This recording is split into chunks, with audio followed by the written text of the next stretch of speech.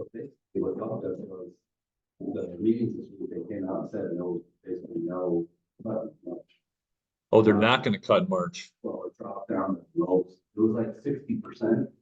Now it's down to like 30s. I'm glad they're not gonna drop it yet. Cause I think it'd be premature. Well, it's not gonna be a huge cut. It's gonna take a while to get lower. A while. I gotta grab this real I quick. mean, think how It'll many, be faster though if they don't cut it. think True. about how many. increases- Well, this is Len.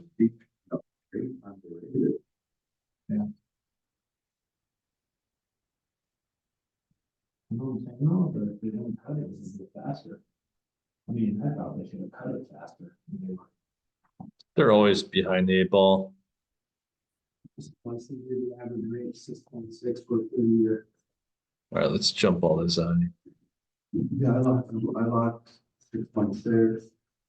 I mean, nothing depends though. I mean, there's some people that don't wanna buy their rate down at all. So they'll pay higher rates. A 6.6 can have some buy down.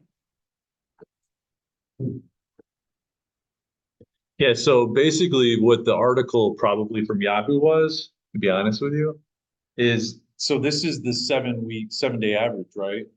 And so the last, like you said, the last few days, it's just been, I've been watching the treasury go up and up and up. But if it went down, if it went down on Thursday and Friday and down on Monday, but then even if it went higher, it still balances out that it was lower than the week before. And so that's where, yeah, that's true. I mean, that's where I've always looked at this report with a little bit, I mean, like anything, you have to look at everything with perspective.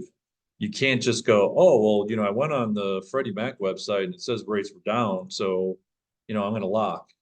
Like, I was looking at the treasury today and I'm like, in my mind, I'm telling myself, I'm like, I bet you Josh isn't gonna try to lock anybody until like next week. I locked everybody. I had 3 deals. I locked all 3 of them. It's, well, because I already knew the market was starting to deteriorate. Right. Because I started to move it along with it after basically. Oh, that's nice. So, for the market was closed on there. Oh, yeah. Yeah, so then take that into consideration too, is that you don't have anything. The market was closed on Monday. So inside of this week where the rates quote unquote dropped.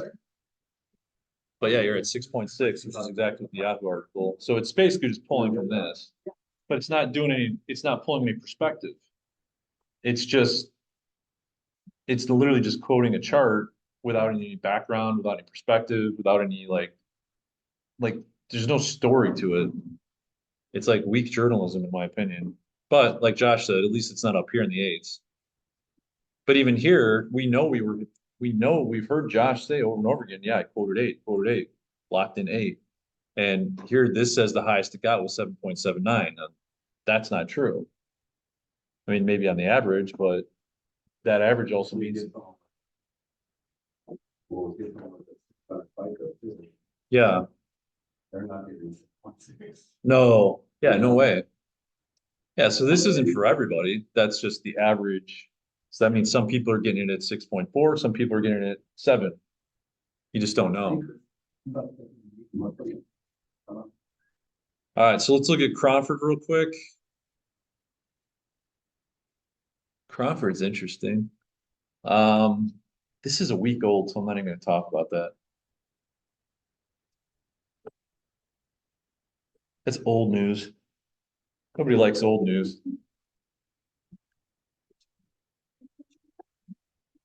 What's it? Oh, so who has an opinion on what this little dip and rise was? I have an opinion, but I just didn't want to share it yet. So this is inventory, right? The amount of homes available for sale. And as predicted, it dropped all year and then it rose and then we saw it start to drop. Now, what we kind of anticipated was it would continue to look more like this, but then this happened in the last 2 weeks since the beginning of the year. Yeah, it shot up.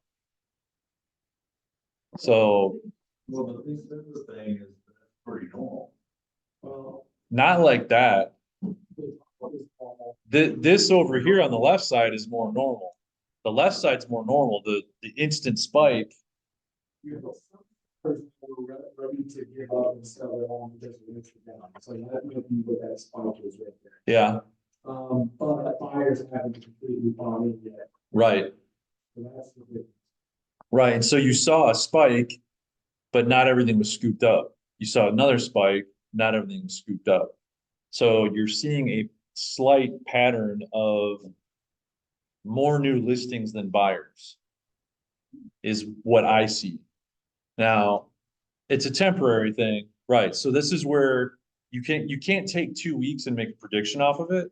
You can just say, oh, that's an interesting little piece, because when you go to this other chart that I like so much, which is listings under contract.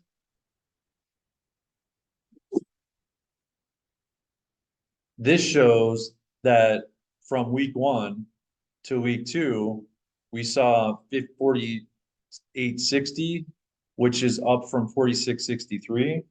So listings under contract went up by a couple hundred and then went up by another 600.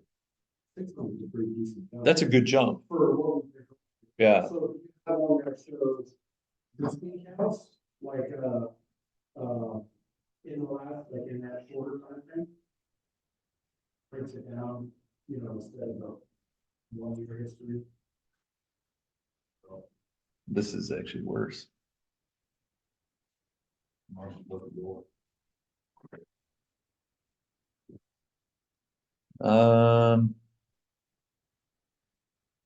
Yeah, I don't know which one that would be. I'd have to hunt for it. But basically what I look at when I see that is units are up, but so is listings. Then the other chart I like to look at is still this day's inventory.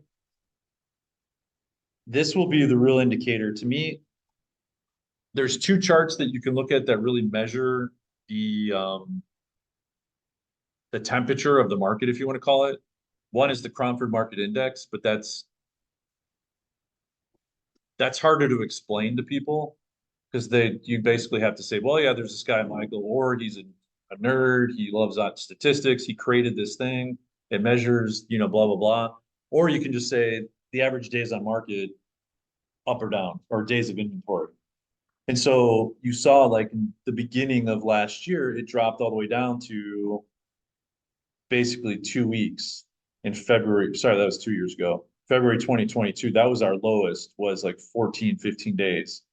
And then last year we hit a low point of 53 days on the market. I mean, that was a significant jump from 1 year to the next to be the lowest at 15 days.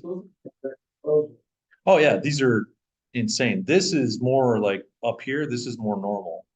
And so we're sitting here with last year's low, and this is the key. This is what I like to try to explain to people is when is that low? And the low is right there in June, July. So we're literally just starting to build up steam right now. And we're already seeing, in November, it peaked at 78, but it dropped down to 73 at the end of December. And then so far for the beginning of the year, we're up to 76. So the days on market actually has gone up slightly by 3 days since the beginning of the year. Which you can't see that anywhere else on the chart. No, yeah, because everybody else, I mean, this is the only other time you see like a double scoop up. So there, you did see it here in 2018. So it, Same time. yep, same time frame, first 2 weeks and then dropped. And so, yeah, so, and then here, look. Here's 2016, drop, up, down. Drop, up, down. And then, so you do see a little bit of that here. This was but yeah, so it's happened before, it'll happen again. Looking at this chart, what we should expect to see is just like the last year and every spring, watching that number drop. It's just about timing, right? So it just means that, in my personal opinion, that you've got so much pent up demand that didn't happen because units were down so much in 2023 compared to previous years. There's all these buyers and sellers who did not do anything. And every agent has been talking about it, probably wishful thinking and praying that it'll happen. But basically, the consensus is that 2024 is going to be a better year for units than 2023. Rates are going to be better for 2024 than 2023 because we entered 2023 with the Fed saying we're going to raise rates 2 more times. And we're entering 2024 with the Fed saying we're going to drop rates 2 times. Now, rates have not been happy this week, mainly because they're saying that some of the economic data is too strong for them to do a March drop. But they're not saying we're not going to drop in March, we'll do an increase. They're just saying we're not going to drop in March. So that just means rates will hold steady for a little bit. Now, Jason made a comment, I'm gonna say it was either November or December, that you made this comment when we were talking about rates potentially dropping. And you made the comment that you said, I'd rather see rates hold steady in the spring and then drop like May, June. That actually may be what we end up seeing, especially if the Fed is going to skip the March drop. Why not? We're going to be busy in the spring anyways because it's the spring. So if we're going to be busy anyways, we don't need low rates to fuel our spring market. Let the rates drop when the market's typically going to start to do this. Because look, June, July, have rates drop in March, or sorry, in June or July, and then that extends that valley. Plus, think of it, it's like, you're not, it's not yet time to factor in the election. Right. As we get closer to the election, the Fed will start painting a rosy picture of what they've done. Yeah. And mortgage rates will start to be affected by that, and the economy will really start getting going. I mean, it's all. Yeah, just it's strategy. I mean, it really That's does. happened by September the latest. it's all shell game. For then, Well, that's the latest. like, I'm thinking May or June, kind of like what we're just talking about, because that's when people are starting to get ready to vote. If you go back, if you take, and I know we're getting political, but if you go back to when the COVID thing happened, COVID wasn't really a big deal till right before the election. Mhm. I mean, it was always a deal, but strategically, the sky was falling at election time. Yeah. You know what I mean? And so it'll be the same thing here, they'll be painting the picture Yeah. of everything's great. And what they've done. Today's court. Who, what president said this? But. Well, they'll be like, they won't be saying, of course, they'll be saying, it's time to drop rates because it's time to drop the Fed rate because we've done all this work and now it's paying off and. I mean, politicians will be saying, stay the course. Yeah. Look what we've done in the last 4 months, 5 months, stay the course. Let's don't screw this up. Right. There's no way, obviously, there's no way it doesn't happen, they're not gonna go into the elections with the fact that everything's gonna be improving by election. There's just, Yeah. can't see any other way. It should be 500 years Where it didn't? like this. And bring up an election. That's the last election. Well, Yeah. I would say, you don't even have to look at race, whatever is the hot topic at that time, right now it's gonna be the economy. When this happened before, it was COVID, right? COVID, they were plugging along until 2 months before the election, and all of a sudden the sky was falling in because of politics. Right. You So- have to probably go back to, Like when Obama left for office, I don't know if we were in a recession or not. I honestly don't remember the politics of the economy at that time. I guess if you look back at it, it's similar. to what I said, right? Because when Trump. When When Bush Trump left, took over, the economy took off. So Yeah. what I would say is they were spurring, the Fed was spurring it right before the election to try to give yeah, Democrats a boost. To Yeah. compete with the incoming conservative. right. And like when Bush left office, we were in the middle of this massive Yeah, financial, so that was, I mean, we were in a train wreck. I do remember that when Clinton left office, we were in a recession. And that was more of a normal type market, so that may be the year to go back to, Josh. Is to between Clinton and Bush, 2000. yeah. The hanging chads. Or I don't have Yeah, that kind of thought. Yeah, so I mean, I'm just saying that that'd probably be the last year to look back where I think 16, I think you would see something in 16. man, maybe, not as, I mean, We were. fucking dumpster- yeah, dumpster fire. well, and that's why Yeah, it's, I don't really feel like we're any- no, it was. Yeah, the economy was a dumpster fire. I mean, there's no ifs, ands, or buts about it. 16 bucks. Yeah, rent was cheap, that's for sure. But I mean, I think the last time you saw like more of a just a kind of a normal economy and then an exiting president during a recession was Clinton. Where like you didn't see house prices hadn't gone through the roof during that time. And you did have the, Yeah, right after that. it did after that, but So you, this- was going to be against Kane and then, whoever else was running against him on that second time. Like, no, that was John Kerry. so Yeah. that time, everybody see it? Yeah, maybe. Yeah, that would maybe be,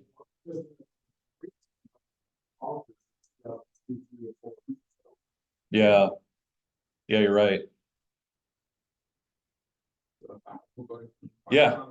As we're going back on like the years and stuff, so what if 2018 was when I had my license, like, is this, what we're entering this year, this is probably the most normal market that I've been a part of. For you, yes. It's really simple. Yeah, Right there, 18, if you look, it's really similar, we're a little bit worse off at the spot.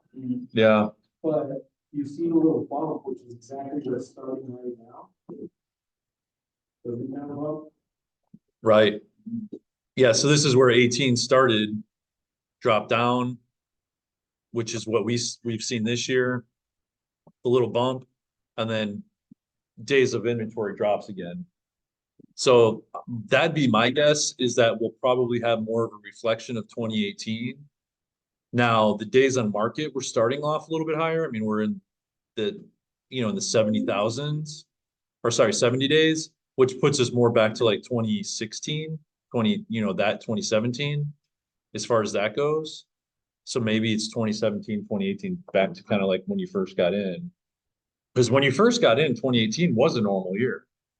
I mean, it was just get out there, bust your butt, do your things, do your stuff. You could build a predictable business back in 2017, 2018. And I believe that we're back into a territory of being able to predict your business based off of your actions.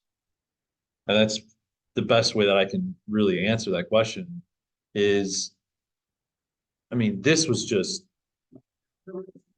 phenomenal. Because they couldn't afford the houses that they were looking at. So this is where we have to also as agents understand, or really not even just as agents, but as salespeople, understand the difference between a condition and an objection, right? So we had plenty of people in our databases who wanted to do something. And so they weren't objecting to working with you. They just couldn't. So what we sometimes, because we're commission based, we look at it and go, oh, I'm just getting rejection after rejection. We weren't rejected. It was now a condition of affordability. And the affordability, I mean, because you have two ways to look at it, right? So in 2004, I remember when I was trying to buy my first house, I was like every other buyer and I wanted to bite off more than I could chew, right? Like I wanted something more than what I could afford. And I had a lender who said, maybe you need to drop your price point. And when we ran the numbers, I was given a pre-qual and that was the price point I wanted. It was about $75,000 to $100,000 lower than I wanted it to be. But what was the major difference at that time was that even though I got a pre-qual at 100,000 less than what I wanted, there was still stuff out there at $100,000 less. Now you fast forward to now, a $300,000 pre-qual, it's real. I mean, there's not a lot out there. I mean, so you're having really difficult conversations with people And they're like, look, I work in Chandler. I'd like to live in Chandler. I don't want to drive more than 30 minutes to work. All reasonable things to ask, right? I wouldn't expect somebody to say, look, I'm okay driving an hour and a half to work. I'll go live in Tonopah and work in Chandler. I'll go, even though I know plenty of people who live in Maricopa and drive up to Chandler for work, but that's the conversation we've had to have with people in the last year is like, look, if you want to live in Chandler, if you want to live in Gilbert, if you want to live in Glendale, wherever, this is what your pre-qual can afford. And sometimes it's three options and they're all crap. Yeah. So, I mean, well, there's that too. But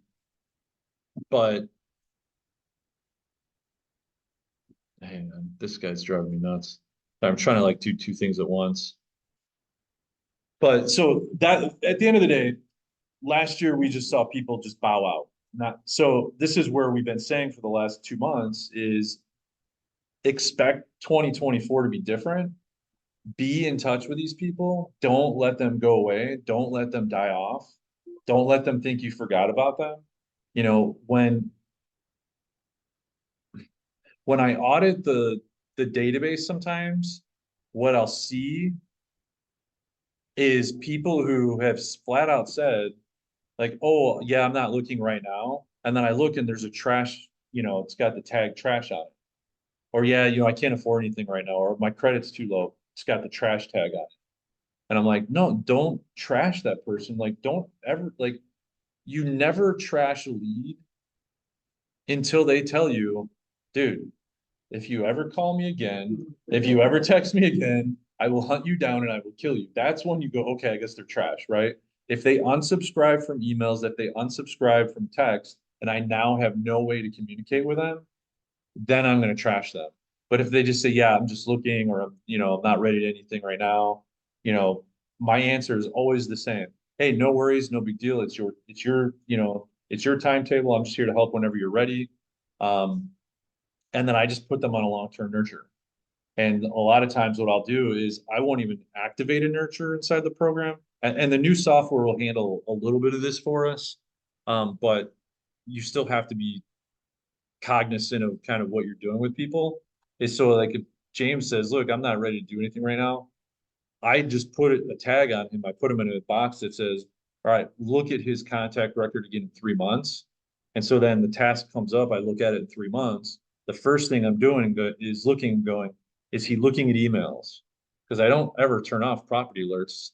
Like they can turn that off themselves, but I'm not going to turn it off. And so if I see there's property alerts being open, then I might reach back out. If I don't see any property alerts being open, then I just drop them back into the buyer nurture program, which the first text or the first email goes out and goes, hey, I know you're not looking to do anything right now. That's a nice soft approach to 3 months ago. I told you I'm not looking. I waited 3 months and I said, hey, I know you're not looking right now, but when you're ready, I'm here. That to me feels better than 5 seconds later going, hey, I know you're not like, dude, I know I just told you that. Of course I'm not looking and you have to look at it and go, what does it look like for me to receive this? If I was the other person, does it feel natural? Does it feel automated? Does it feel rushed? Does it feel pushy? Yes, no, or in between. So that's where we keep going. Like you got to be digging through your database, phone calls, emails, texts, like see how they've responded. So if every person that I'm looking at has communicated via text, I'm not going to rely on the email. I'm going to send a text. If they've only responded via email, then I'll shoot them an email. If they've only ever picked up the phone and called me, I'm going to call them. So if they've raised their hand and said, look, this is how I like to communicate, that's how I'm going to communicate with them, is the way that they've chosen. Now, if they've never responded to anything, well, then they're just on a perpetual automation anyways, and I don't really care. Let the automation kick in when it kicks in. I'm talking about the people who have responded at one point and said, yeah, I am looking to do something. Otherwise, everybody else is just, let it roll. So that's where we're at with, like, to me personally, that's what I feel like we're at with the market. We're going to be kind of like more over here. I had a great 2017. I had a great 2018. I mean, these were great years in business. These were growing years. I mean, my business I've always looked to do more, looked to do more, looked to do more, looked to do more. And in 27 and 2018, in fact, inventory was higher, but I I was able to take a decent amount of listings in 27, 2018. And so from my perspective, I anticipate 2024 to be a year where focusing on listings will be beneficial. So that's kind of the way I look at it. I think buyers are going to be looking to buy. I think leases are going to continue to go up. People are going to continue to get that letter from the landlord saying, you know, your lease is up for renewal in 90 days. You know, you're paying 2,200 a month. We're going to bump it up to 2,300 a month. And you're going to have people go, oh, this is getting ridiculous. You know, if I'm paying 2,300 a month, I'd rather buy something. And then I can point them to a new build, or I can point them to a resale, whatever it ends up being that fits their budget. I can get them to talk to Josh and say, hey, where am I at? You know, what are you comfortable with? One thing I'm learning really quick with some of these leads that are responding is I'll ask them what price point they want to be in and they don't know. And so I've stopped asking what price home they're looking for. And I just ask them flat out, say, well, what are you ideally wanting to pay per month? And they're happy with that number. And I can go into a mortgage calculator and I can kind of reverse that out. So I make the assumption that they're going to do the minimum down payment of 5%. I make the assumption that, you know, they're going to be at least decent credit score, all that fun stuff, so that they get a decent rate, 5% down. I can plug that into a mortgage calculator. I can look at properties and go, okay, you know, maybe they're looking at $400,000 houses. Most $400,000 houses in this part of, you know, of the country, for the most part, the taxes are between 1,800 and like 2,400 a month. It's almost universal for Maricopa County. So I can put in 2,400. I can put in $150, you know, as an overage per month on HOA, or sorry, not on HOA, on insurance. I can put 225 bucks a month on HOA. So I can put those numbers in and I can reverse out and say, okay, well, let me send you some houses that would end up being roughly around 2,400 bucks a month and, you know, give them a little bit of range. So that's kind of the way I would approach it as you're talking to these people, because they have goals. You're already seeing it. And this is where I go back to the listings under contract. Yes, there's more sellers putting their homes on the market. Those are future buyers. So as those listings are hitting the market and they start to go under contract, now they become a buyer sale. So these sellers, they knock off as when it's under contract. This chart here marks them off as one listing under contract. And now that seller goes out and buys another one. Now that one seller equals two listings under contract. So I believe, at least based on the conversations I'm having with people, I'm seeing more movement inside of the gotta sell and buy category. Whereas like last year, I felt like we dealt with a lot of sellers who were just cutting investment properties, cutting out of state, not necessarily selling and buying. This year, I think you'll see more people doing both. So hopefully that answers kind of what you were asking. All right, cool. Did you? Oh, well, just if he was saying when was the last time we had a normal year? And I would say 2018, 2019. Even 2019 near the end started to be a little funky. I hadn't really seen like, yeah, yeah, yeah.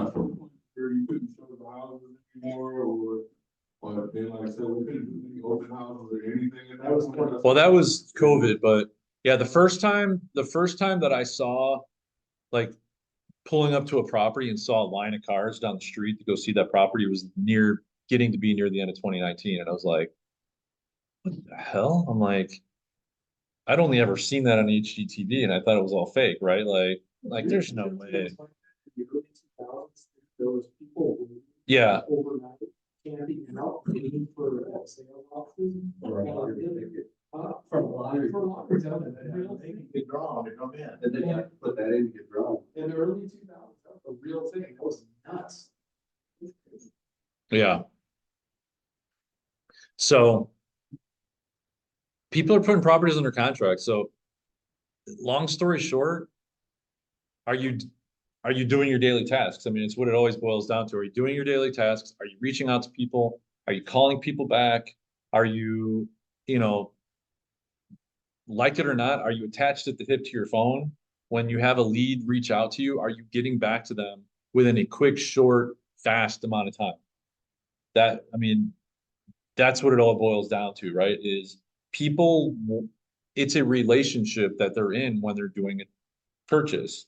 They want their agent to be responsive. They don't want to hear about the fact that, well, I'm a professional. Because remember, Tim, that was the old strategy that people used to teach. And, I never really was like this whole, like, you can't just expect your doctor to go, meet you on a Saturday morning. Well, yeah, we understand that. But in real estate, people expect things a little bit quicker. Yeah. And I'm not saying you have to bend over backwards and like, kill yourself or like just throw away your entire schedule. But the way you do that is through options. So if you have a buyer who calls you and says, look, I want to go see properties on a Saturday morning, and you're like, I don't want to. What do you say? Like, what would your response be if like you did not want to go show homes on a Saturday morning? I'd love. You weren't supposed to answer, but that's what I would have said. Your appointment might be yourself. Yeah. Well, because people don't, I hate to say it, but people don't give a damn about your personal life. They just don't.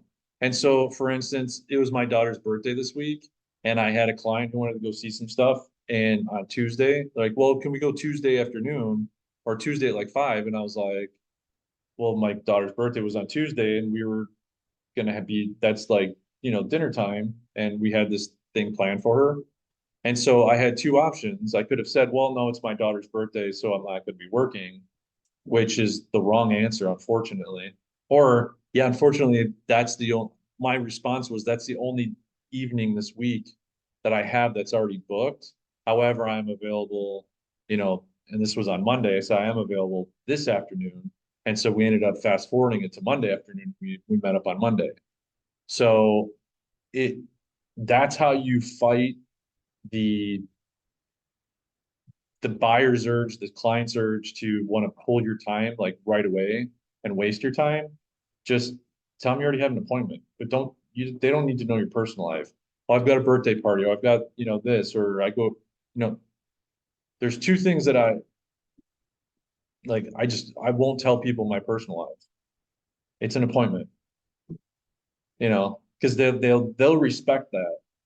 But if you said, yeah, I've got a dentist appointment, or I got a doctor's appointment, or I've got, dinner, my parents are in town, or I've got my family in town, they're gonna be like, wait, so I need to buy a house and you're gonna be out whining and dining? No, I'm gonna go find a new agent. Oh, but my agent's busy and has another appointment? Okay, I got the right agent. So just little things to keep in mind as you're entering the spring market, because as you can see, people are buying houses. So get out there and be one of the agents who does that. Let me just see if there's one more chart I wanted to. I do want to look at the Cromford Market Index.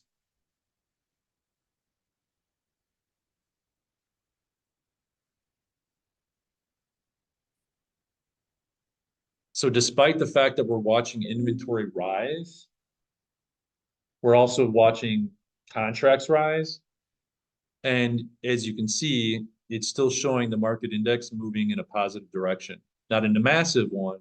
It went from 14.0 to 14.3, but it's still moving in an upward direction. Anytime this line is above 100, it's technically a seller's market. However, it's all about trajectory. So if it's going this way and you're talking to your seller and say, well, don't worry, Mr. and Mrs. Smith, we're still in a seller's market, so your house will sell right away, don't worry about it. That's the wrong answer, because the trajectory is moving towards a buyer's market. So yeah, sellers still have some, answer there when it's moving down is sellers still have some control, but we're seeing a lot more buyers being able to negotiate a lot harder than they were a few months ago. But right now, when we see it this way, then it's the other way around. When we say that, we're entering a market where we're starting to see the buyers lose the ability to negotiate, sellers are gaining more control. Even though we're technically in a seller's market because we're above 100, it's still, like we've said year after year, every January, if you go and you show a house that has 80 days on the market in December, you're going to get a better deal on that house in December than if you wait till January. Because by January, it's going to finally out of nowhere have multiple offers. And as we move closer into the year, you're going to see the market time drop, which we already saw from the last graph, which also means that when you're raw with your buyer and they want to negotiate the crap out of the house, you use the charts and the graphs to say, we can ask. However, what we're seeing right now is that they've got enough offers on the table where the chances are they're probably going to say no to you. And you see the same thing every year where you see concessions climb and then you see concessions disappear. So we're now officially in the part of the year where we're going to start to see those concessions disappear, which is why I always try to push people to get their stuff done January, February. If they're going to buy in the spring market, do it now. Like you're going to have the best, negotiating. You're going to, prices start to rise in the spring, and you're not seeing that right now. So that's all I got on that one. What's he talking about? Anything else you wanted me to cover inside of Crawford?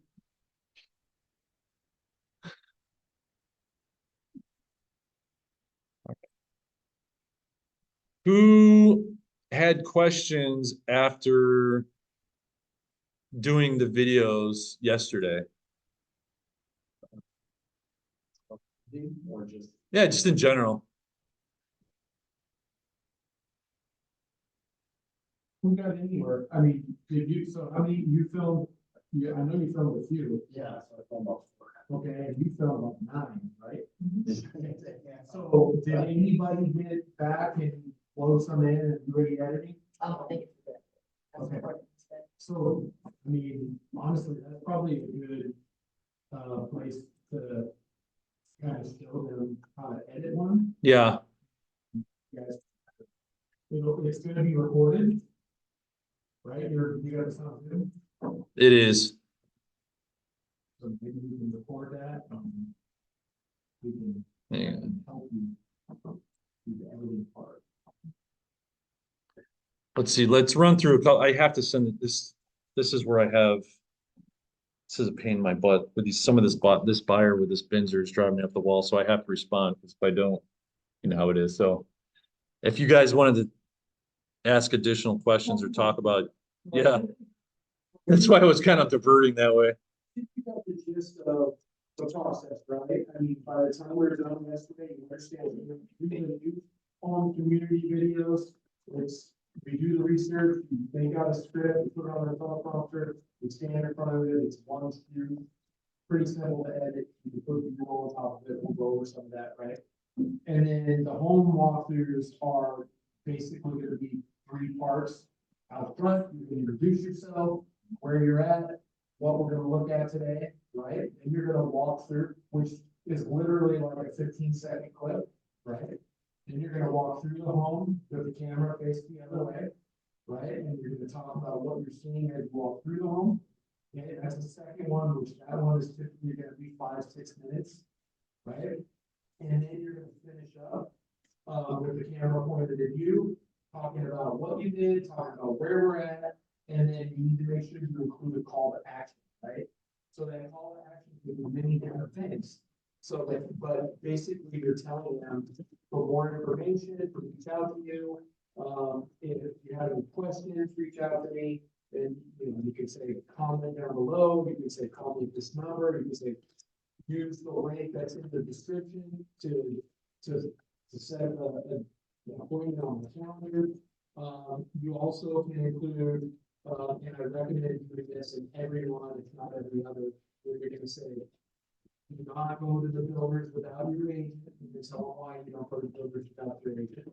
Okay, because once you do, then you will not have representation because the sale people there represent Philly, okay? So basically, you're gonna have 3 clips. Sometimes it'll be more because maybe you stop because somebody walked in or whatever. But generally speaking, you're gonna have 3 clips, an intro, the bottom, and the outro, right? The other thing that came up yesterday was the question about B-roll and how to put that in there. Cause I know Tim, you were asking about that.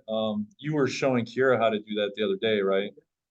Okay. Did that make sense to you as far as, okay, Once you thought, really simple, right? Yeah, I was like, oh, okay, I was something. You load it in the same way you load in your video stuff, right? So it's all up there loaded in. And then instead of dropping it down on the line where you drop your actual videos, you just put it on a line above it. Right? And that is now Yeah. what they see.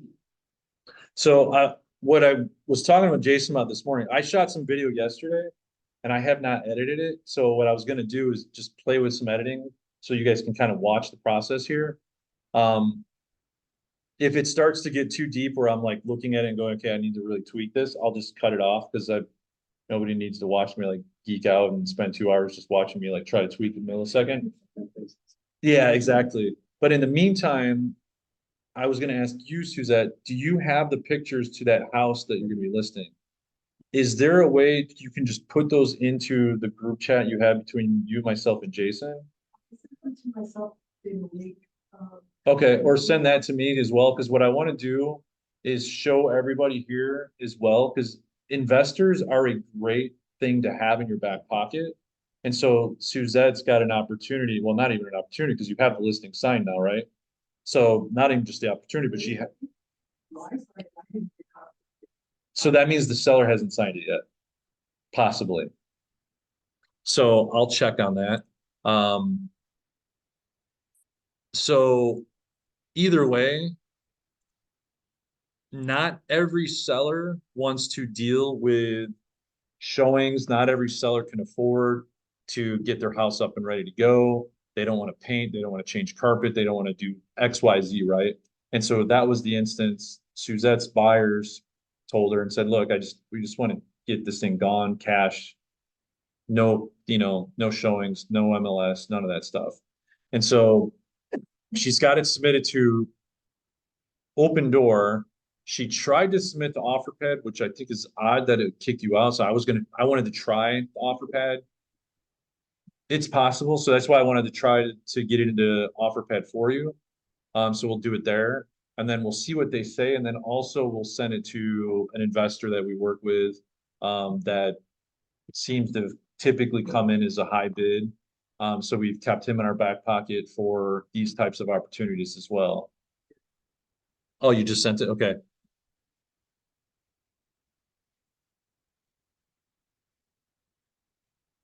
Where did you send it? Oh yeah, that should be fine. Um, yeah, there it is. Okay, cool. So we'll do that in a bit, but I'm gonna open up CapCut here real quick.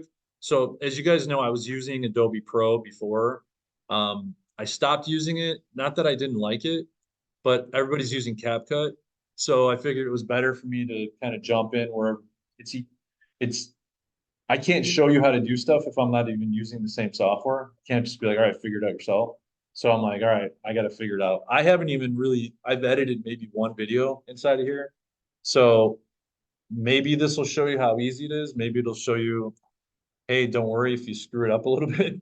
But I'm just going to do a new one here. And you can see I don't even have the pro version. Jason is paid for the pro version, but I'm so fresh in this thing. I haven't seen the need yet because I haven't played enough, run with it enough. So I've already downloaded my videos into my folder. So I have all my videos here. I've got my intro videos. I did them for my car because I was at a spot where there was all these cars going by and I was trying to shoot it outside and it was way too noisy with all the trucks and the cars going by. So I just went in my car because at least it was a little bit quieter. It's not the ideal situation, but it is what it is. So I'm just dragging these all in here and I'm just popping them into this import section here. And so the other thing I need to do, let's see. is I have an intro video that I created, and I was playing with CapCut earlier, and we can create intro videos inside of CapCut as well. But I'm basically just dragging and dropping these.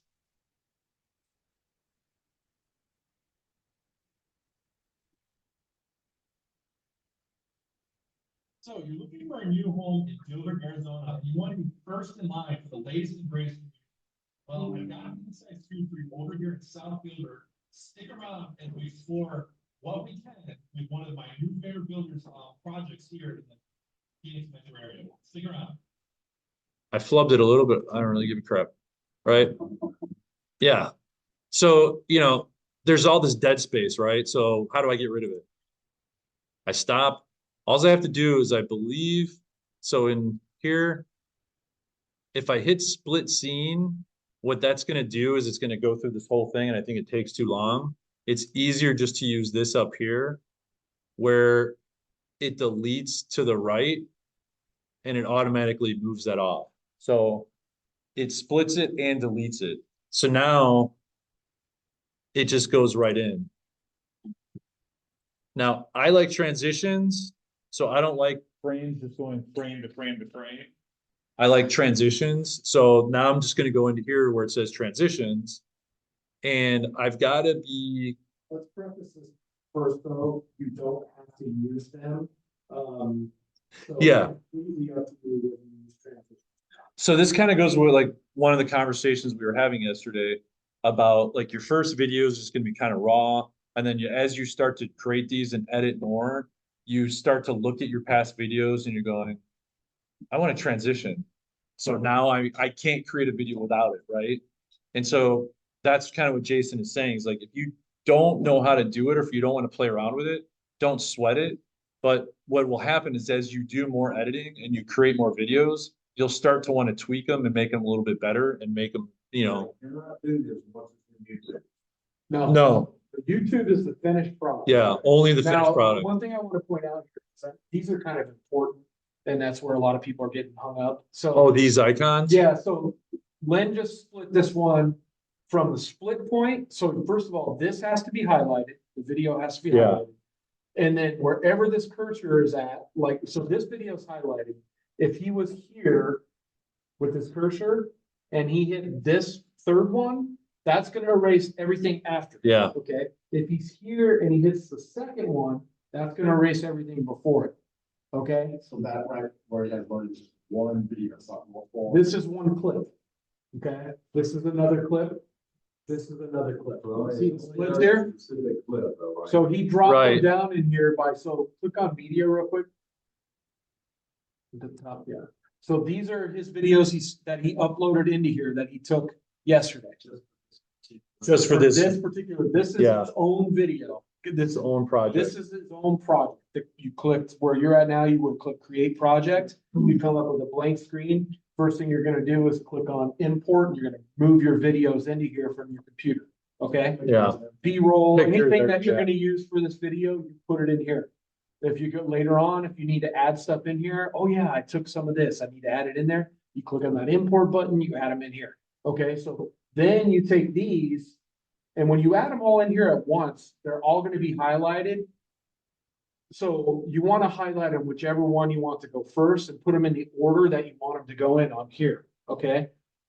That's the first thing you're gonna do after you import all your videos, is put all the videos in here from order from start to finish. And you just click it, right? Click it and drag it. Yep, and then, and then once they're here, like I said, this is gonna cut before, this one's gonna cut after, this one is just gonna cut it. Okay, so sometimes you just wanna cut them, and then you can also move this around. In here, you can shorten this way too, if you wanna show them now. Hang on, I'm realizing that there's one video missing, so I'm gonna download it here real quick.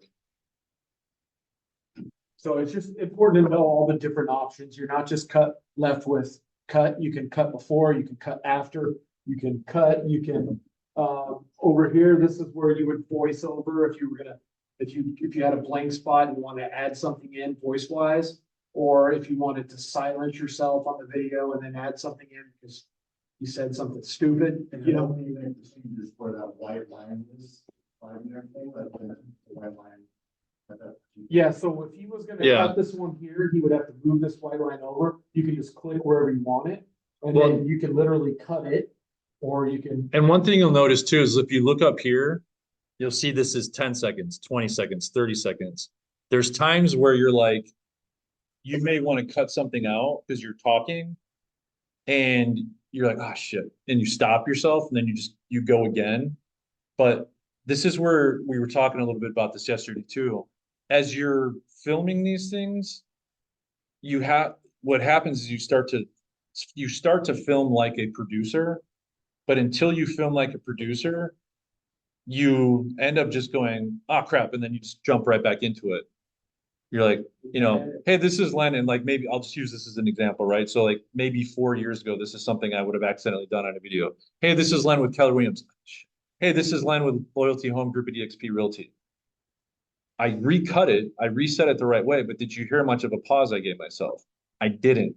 So now I'm in here and I'm like, oh crap, like how do I find that split second where like to cut that line? This is where you can zoom in. You've got this little you can zoom in stretch it scale, out. because now look, 10 seconds, 15 seconds. Now it's 14 easier seconds. to- Now I can be more precise in my clip, because now I'm doing fractions of a second instead of 10-second clips. Right over here on the left side or right side. And so Basically, it stretches it out so you can be more precise. Right. So now, because I didn't give myself a pause, I can stretch it out and then find that millisecond and go cut. And now it's just, hey, this is Len with Loyalty Home Group at EXP. And nobody ever knows that I accidentally said Keller Williams. Just to record. Then I would pause. So like now when I do something I screw up, I'll literally go, ah, crap, 3, 2. And then I'll go into it again. So I actually give myself the space in editing to clean it up. And I'm like, okay, I've given myself that pause where I can go, and I'm purposeful in my head. I'm like, okay, eyes open, mouth shut, because I don't want to be like, Yeah. so like eyes open, mouth shut, and then go. You could do that. Anything that tells you that. Yeah. Right. The other thing you want to point out here is this ratio always needs to be at 16:9. Okay, so you make sure you put it at 16:9. And then, and that's for YouTube. The other thing is, so when you have this highlighted here, so this is your video options, right? You can change all those at any time. Click on audio, and then these are the audio options. So for the one that's highlighted and the one that's highlighted only, you can go in here and you can click on enhanced voice, you can click on noise reduction, and then there's a couple other ones underneath it. So this is where like Jason was saying yesterday, if you're Tim recording his video in the background, there's a decent chance that he could funnel Tim out of the audio inside this section, so he doesn't necessarily have to reshoot it. Or if you've got a jackhammer in the background, or you've got, whatever, you can volume that down. Or if you're going from video to video and you're like, because we've all done that too, where we're playing a video and it's like kind of like this, and then the next video starts and it's like, hey, and you're like, oh geez, like Yeah. you can scale That's that up back. here. So like if you push play, now you can adjust. Projects here.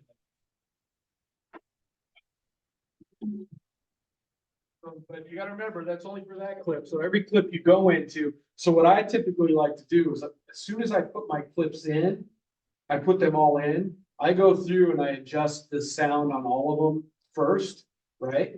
That way that part of it's done, the audio's done, and I go in, because on audio, I always check this box, I always check this box, and then there's one below it I always check. But I also, on video, there's some boxes you can check as well. So here's another thing you can do too, right? So what does my jacket say right here? Why Toyel? Members only. Now it's red, right? So there's the mirror option. So that's something to play around with as well, is that's actually more indicative of how I filmed it. Now you can read it, because people will notice those things where your logo is backwards. And so now I go to here, to the next one over here, and I just got to do the same thing where I just flip it, boom, now it's legible. So little things like that, these are little tiny editing things where you do that stuff, right? My drive-through video is on my other phone, I You realize. basically gotta get in a cycle as you go, if you do it the same way every time, because there's a bunch of things you have to do. And if you start doing it, jumping in different areas, you'll forget something. Yeah. So you kind of get through some steps. Like I said, my process is to put the videos in the order that I want them to go in. And then like, especially right here. Now, I have not used this program for these videos yet, so I do have to play with this section, this piece. But there's a section inside of here where I flat out say, make sure you subscribe, like, my channel. And I like to have. They work for the builder, now work for the buyer. That's an important script.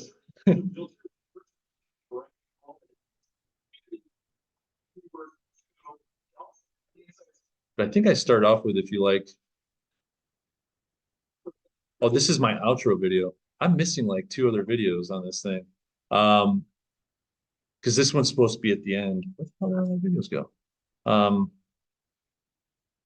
think they're still on that other phone.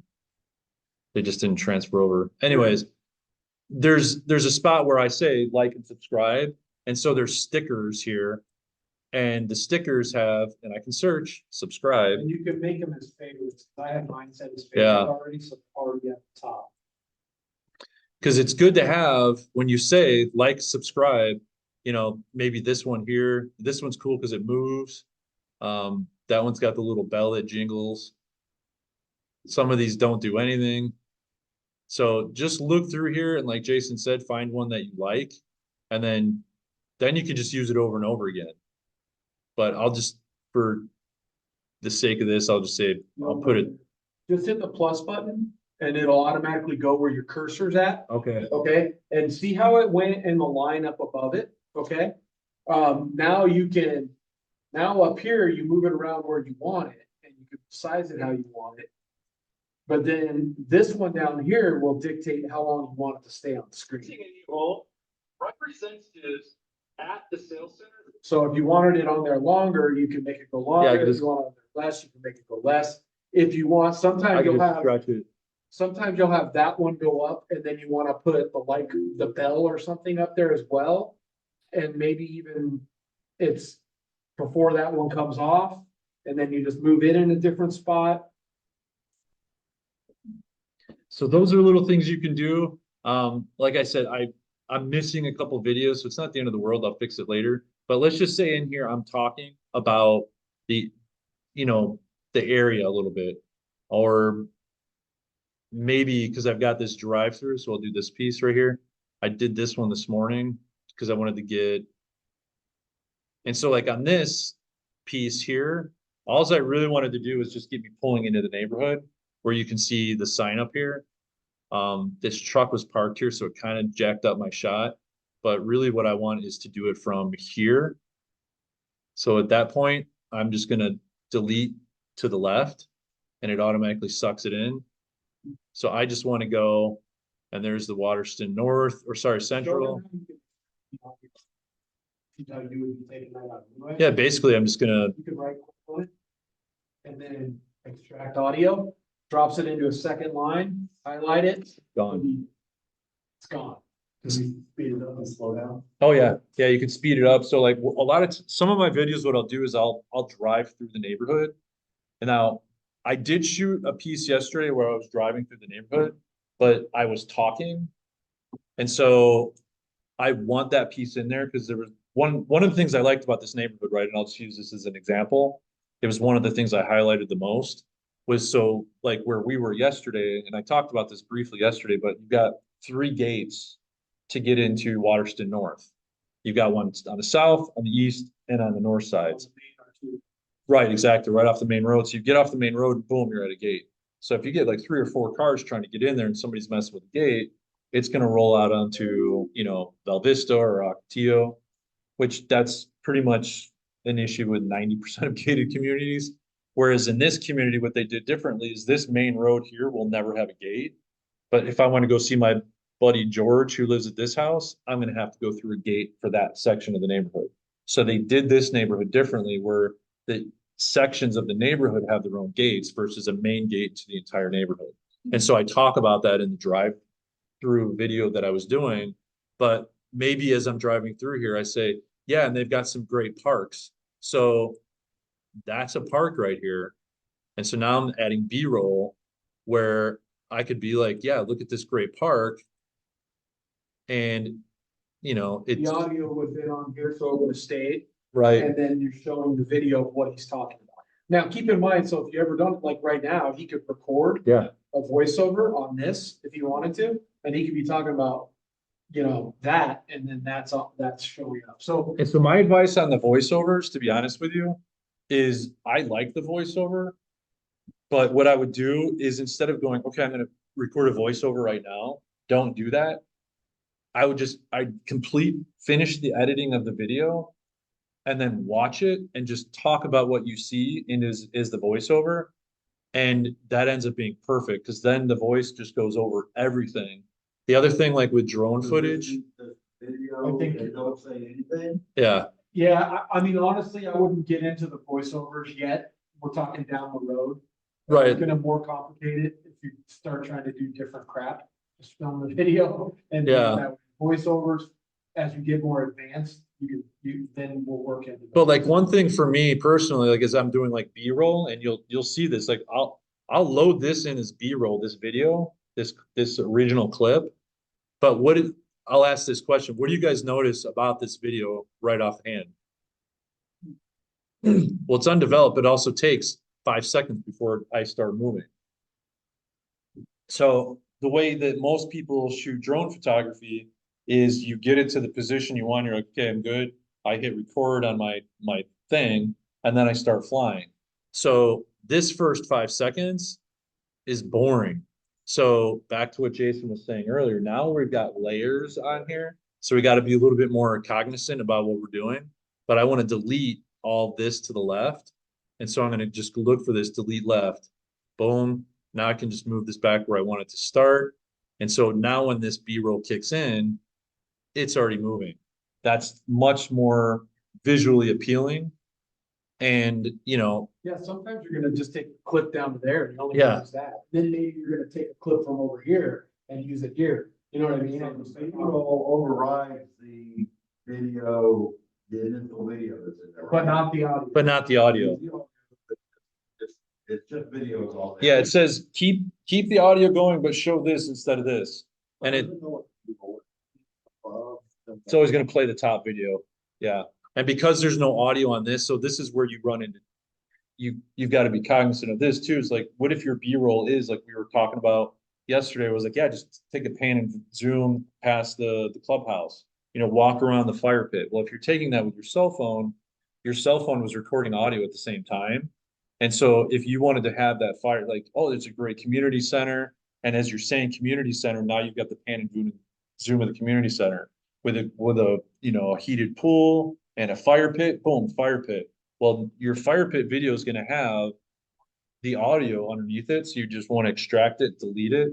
And then that way it's just, you're literally just dealing with straight video. So, but you don't have to have multiple, B-rolls at multiple. Sure, you can. But, okay, but for us, start now, it's gonna be probably just these two lines and you drag. Nah, there's gonna be, I mean, like, for instance. You're not going to have them stacked on top of each other, but like what Jason was saying earlier is like, I may only want to use this because I just said something about the park. Yeah, and they got a great park coming in. Now, I'm not going to want to do delete right, delete left because I may still want to use something that's down here. So now I'm just going to do the split. So it just splits it. Now I have two videos and I can move this over here. And so this video becomes your pan and zoom of the community center. This section here becomes the pan and zoom of the pool. This section here is the pan and zoom of the basketball court, stacked with now the fire pits. Now when people are watching it, they see boom, community center, boom, basketball court, boom, this, and it's nice flow. And this is where I go back to originally what I wanted to do to start this thing, which is getting good at transitions. Because when you are doing those types of B-roll pan, like clip to clip to clip, you want the transitions in there where it makes it a lot more smooth and aesthetic versus boom, now there's the pool. Oh, now there's the fire pit. So the transitions is kind of blended in and blended out, blended in and blended out. And so that's where you've got to find these ones. Now, which ones How do you know these are ones pro? charge you money. They say pro, but on the thing. So this is pro right here? Oh, those are yeah. all pro. That's- So, I can't read so you good. didn't have to go all the way to the top. It's like this one is free. One's free. So you just gotta find some of these ones that are free. Here's a Sears Tower over to New York, back to Chicago. I don't like those flippy ones. I kind of like the, This one will be like.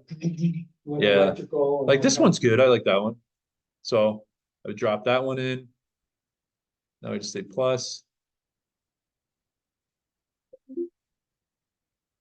So I would just take that. Pop it right there. Now, Yeah, plus more. You just step it back. see, and it just kind of gave a nice smooth transition. Now, if I want to extend that, I can. So now it'll do that a little bit slower.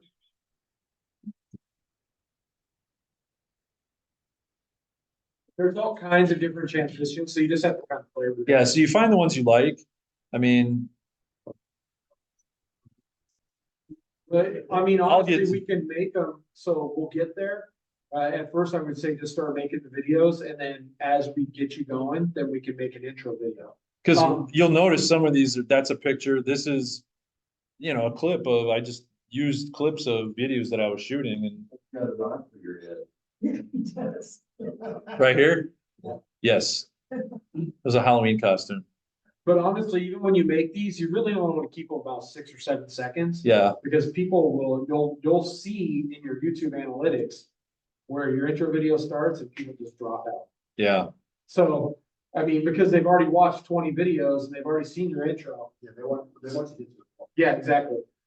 Yeah, so I may redo mine and actually shorten it because it's, The other 23 thing is, seconds. so if you go back over here where you have the B-roll and stuff like that, so keep in mind, I know right now we're only working on 2 lines, but when you're in this spot in the video, sometimes you're gonna put in some stickers, like you're looking at the lake and maybe you wanna say lake, or whatever you wanna put in there, sticker or text or whatever, then they're gonna see a 3rd layer on here.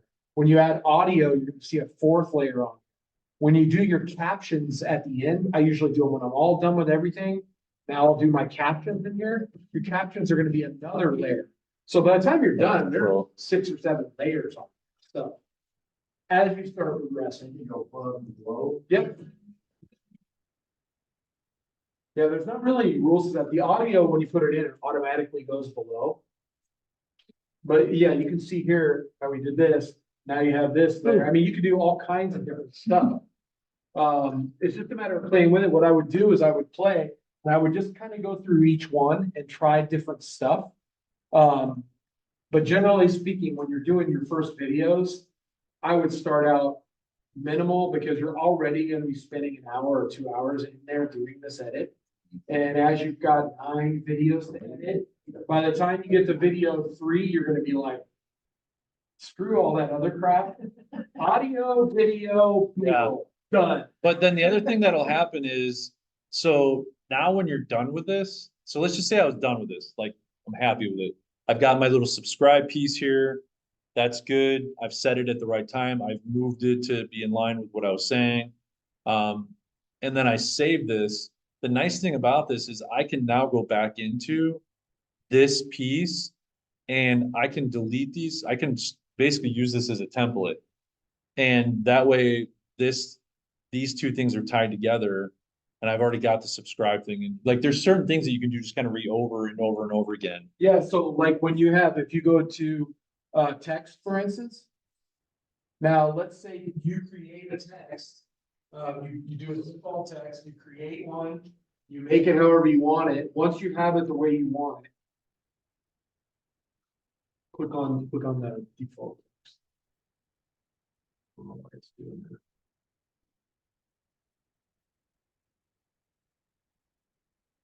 Well, we're not. There, is that it there?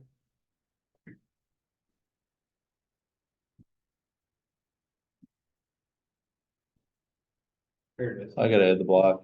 Okay, so once you add the text in here, you can save it as a preset.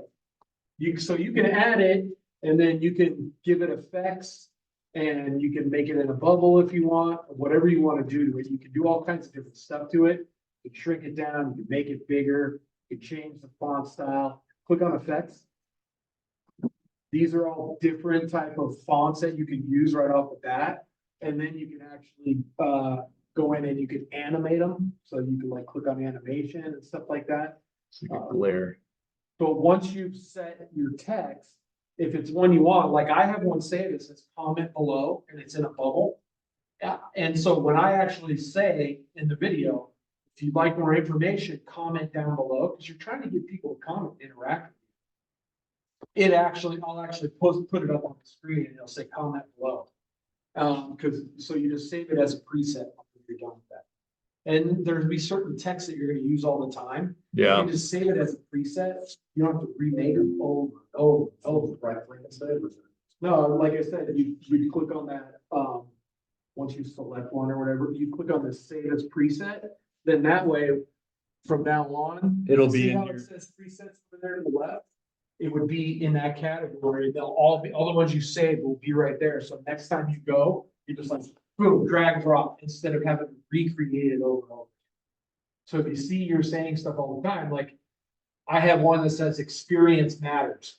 So every time I talk about it, I put that text in the video above me, experience matters. Yeah, that shows up. Yeah, so this is where it's like, just play around with it. Because, and this is kind of what I was talking about yesterday too. Look, I've chopped up this video, I clipped that other one, I moved it, I deleted the audio from here. The original video files are still fully intact. So I have not modified the original videos by any means. And so if I just totally screwed this whole thing up and I'm like, oh man, well, one, I can hit Control Z and undo what I just did, or I can just delete it and then re-import it.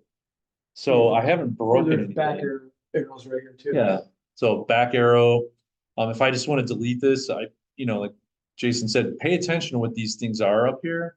You can run this thing in reverse. So, if you were, let's just play with this one, right? So I'm driving forward, well, let's reverse it.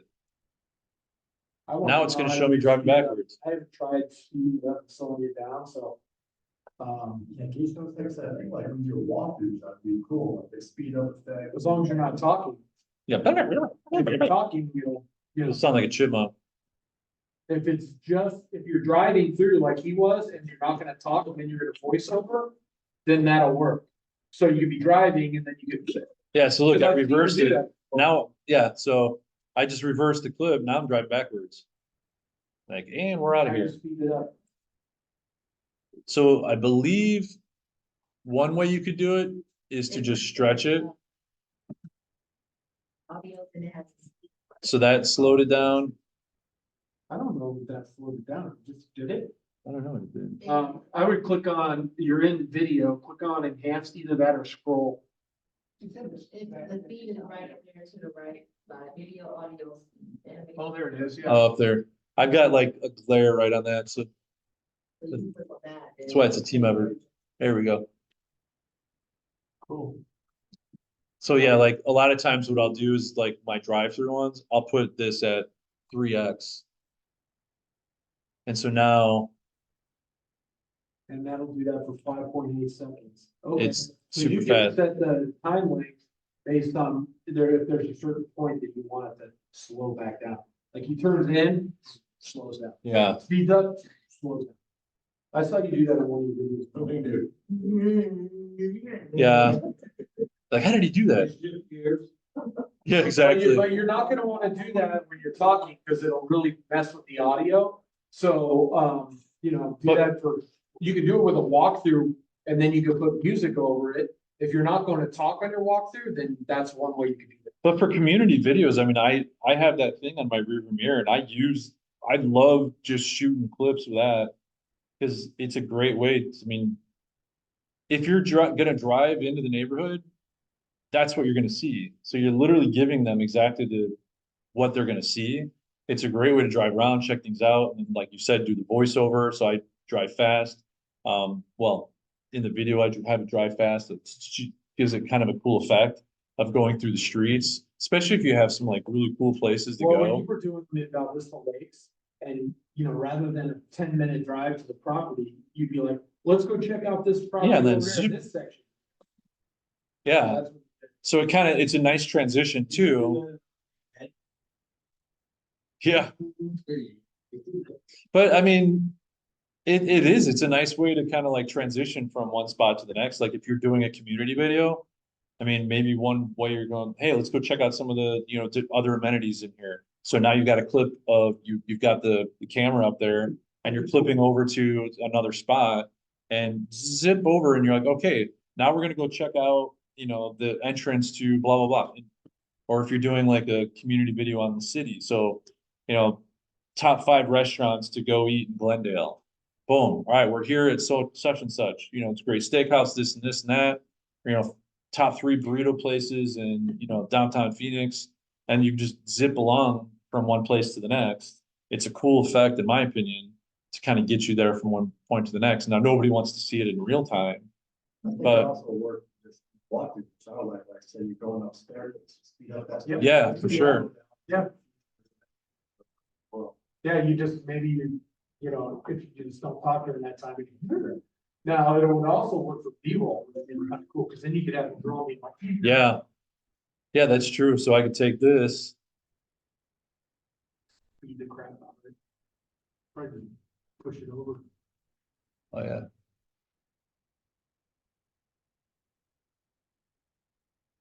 Let's see how fast that drone goes now. Make sure that you see how. Yeah, so it is much quicker.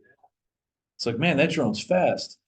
And now I actually did record that going backwards, but you know, like we said here, we could go here and how did I reverse it? Oh, it was over here. I reversed it, and so now I can have it going towards. So that's the beautiful thing about these things is I don't have to shoot myself going towards something and then go, okay, now I gotta record it again going away.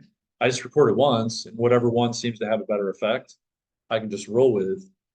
And so this is where Okay, so you go up over Good there on question. the left. we gotta wait till this thing's done now. Now, here's the part, you gotta make sure you do this. So they have a whole bunch of music. None of it is real fans, because then you have to pay royalties, right? So it's knockoff music. So, but you have to choose commercial, right? So you go up to audio, and then there's all kinds of different ones there. But the first thing I do is I filter it right here to commercial. See it up there at the top? Filter it to commercial, then this has all the ones you could use. So go through those, and you can actually favorite these too, which is very handy, because sometimes it's hard to find them. You favorite them, it puts them at the top. So that way, the next time you're making a video, you can find the ones you want. Get your glow sticks out, people. And I put video on I put audio, music on every single one of my videos. It just takes away the boring. Yeah. Yeah, you can put Yeah. it here. So now you put the audio, add the music. So the music goes down here on the bottom and you put it wherever you want, right? Now, while you have it highlighted, you go back up here. And you can adjust the volume, you can fade it in, you can fade it out. So while he's talking, you can go up to the video, you can turn up his voice, you can go down to the audio, you can turn down the music. You can hear it lightly in the background. It just, honestly, if you just stand there on these walkthroughs and you just talk, you'll get some people that watch it because they want to see the info. But if you make a better video, more people are gonna come to it. So at first, like we're talking about, just make the videos, right? As you get more comfortable inside of CapCut or iMovie or whatever it is you want to use, because iMovie is gonna work just very simple. Yeah, Right? So however you do it, just as you get comfortable, add more stuff in every time you do a video. That's one thing that I'm learning from the experts that are doing this, that I'm interacting with on certain Facebook pages, is they say every time you make a video, do one thing to make it better. Right? And if you do that, you'll see a progression with your videos. They suck at first. Mine sucked at first, Lynn sucked at first. By video 10, he was better than video 1. By video guaranteed. 100, It's way better. Now there's all kinds of different crap going. So, Well, I really we can do basically the same kind of stuff then, right? I haven't looked at iMovie that much, so. yeah, you can do similar stuff. They're gonna have, it's gonna be a little bit different, but one thing is, so here at this video at the end, so one thing you gotta make sure you're doing every time is when you get to the end of this, you set the line wherever you want it to be stopped. And then you do the cut, and you can cut everything off the end. Okay, so. Yeah, so obviously if I'm done here, I don't wanna have this, I don't need the video to keep, the audio to keep That's right. going. You Cut that out, so simple. It's literally a 2-second fix. Place the cursor, cut the video. Right, like I don't want to, if I hit extract this as the video to go up to YouTube, it's gonna end here from a video perspective, but I still have like another 2 minutes of audio. So I have to go here and go, all right, well, I've got the music selected. And so I'm gonna delete to the right, and now it just got rid of all that. So it's just And a you should simple, be able to do, I would think, when I've done some of this stuff a long time ago, you should be able to just fade that music out instead of just chop it off. Yeah. You totally. can. There's fade up, there's fade out right here. I don't even do that personally. I don't get into all that. But he just faded it out. The other thing you can do, rather than cutting and stuff like that, remember, you can always drag as well at one of these ends. So there's multiple options. You can slice and then drag, you can cut everything to the right, cut everything to the left. There's 20 different ways you can do it. yeah. But I mean, just like that, you've got your video and it's ready to go. You publish it, you upload it, done. Captions. So if you go to text. And then you'll see right here where it says auto captions. And then, pick your language. And then when you do that, the whole thing is going to automatically caption. Okay, so that's gonna put the words across the bottom of your screen. One thing I did, and I took this from Len, I don't know if he even does it anymore, but I created a text that says Jason Hubbard and then my phone number. Mm, And then I created it and I put it in a banner and it's at the bottom of every one of my videos. So they don't have to search for my phone number anywhere. It's on the video. Yeah. And then I save that as a preset. So every time I do a video, I put the video in, I put the preset in, and I also put in a thing for eXp Realty and I put it up on the screen. So the banner with my name and phone number is always there, and so is eXp. You can use the Loyalty Home Group, you can use eXp, whatever you want to use. Questions? You just gotta get in there and pull one out. You just gotta fool around with that. How, have you been in there, Kira, since we had our Zoom session a week or two ago? I know you were in and out of town. No, Okay, but I mean, but I have. yeah, and I mean, you could, after showing you, you're probably, oh, gosh, it's so much than I thought it was, right? I was like, really, yeah, I'm good. Yep, and you will, you'll sit there for 2 hours tripping, but just remember, the next time it'll be faster, and the time after that it'll be faster, and so on and so Now, playing that speed up. I don't know. forth. With audio, you can't do that. yeah, you don't want to mess with the speed on that. Then, Next time, if you get to that point, you got it all screwed up, just erase it and put it back. Yeah, Put the video back in, and you'll be like, oh, okay. yeah, that's where I was saying you can't really mess it up. You're not, because you're not messing up the original file. So go to town. I mean, like, this thing's a mess right now. Like, I can't do anything with this, but I'll just start over. No big deal. The original files are intact. yeah, that part of it was exhausting. Started making. Nope, you're good. You just send the video from your phone to the computer and drag it in. This was where it can get a little bit. So complicated. everybody's different, right? So I'm on an Android phone and I use so our my email address is a Google email address. And so I pay extra, like on extra couple bucks a month for like extra storage on my phone. And so the way my phone works is I have an option inside of my pictures and videos option where I can have it automatically back up every picture and video. And when I do that, it goes to my Google Cloud basically. And so then alls I do is I just log on to my Google Cloud and I just drop it in. And so then I just take it from the cloud, download it to my computer, directly into here, and then I'm done. Yeah. So, The part is, that the problem is eventually you end up with all the stuff in your cloud, all the stuff on your computer, so you just have to you gotta clean it up. figure out a way to clean it up eventually, so take them out of your downloads on your computer, because it's already in your cloud. Yeah, Otherwise, you're just taking up space. But in order to put it into here, you have to download it on your computer and then put it in here. but I found that to be the easiest, because I tried it where I was like, okay, I'll plug the cable in, or I'll try to like, do the airdrop type thing. That just seems to take forever.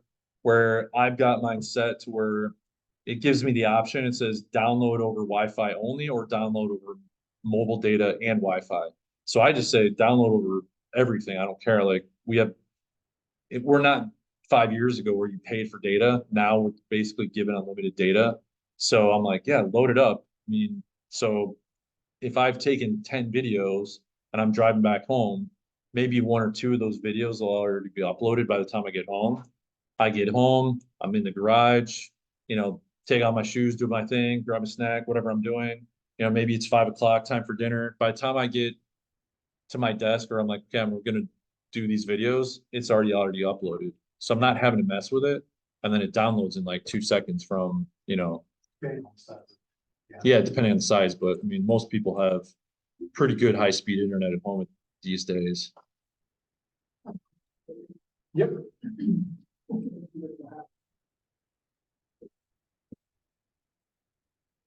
Read it.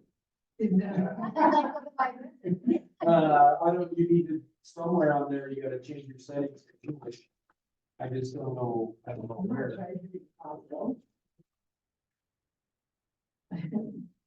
What is it? You just download Just it. get message in Chinese. Yeah, it says. next. Is there like a settings button somewhere? And this isn't CapCut? Is there like a settings button somewhere in here? I'm guessing it's over there, like on CapCut or on menu. Settings, What we're looking for is language yeah, right here. there you go. How did you get there? All right. Up at the very top, where it would say menu, It would say Haishi. yeah, I don't know what it's gonna say for you, but it. Actually.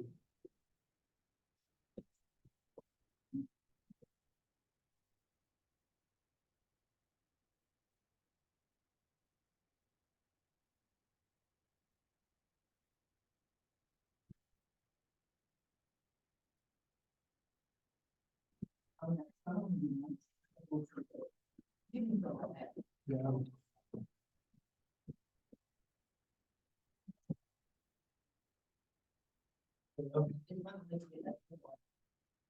I would do this. And you know, the menu button will always be up on the top. Is that search button correct? That's where I'm guessing. So, Well, you just gotta go to menu and go to settings. why is that for? I have a.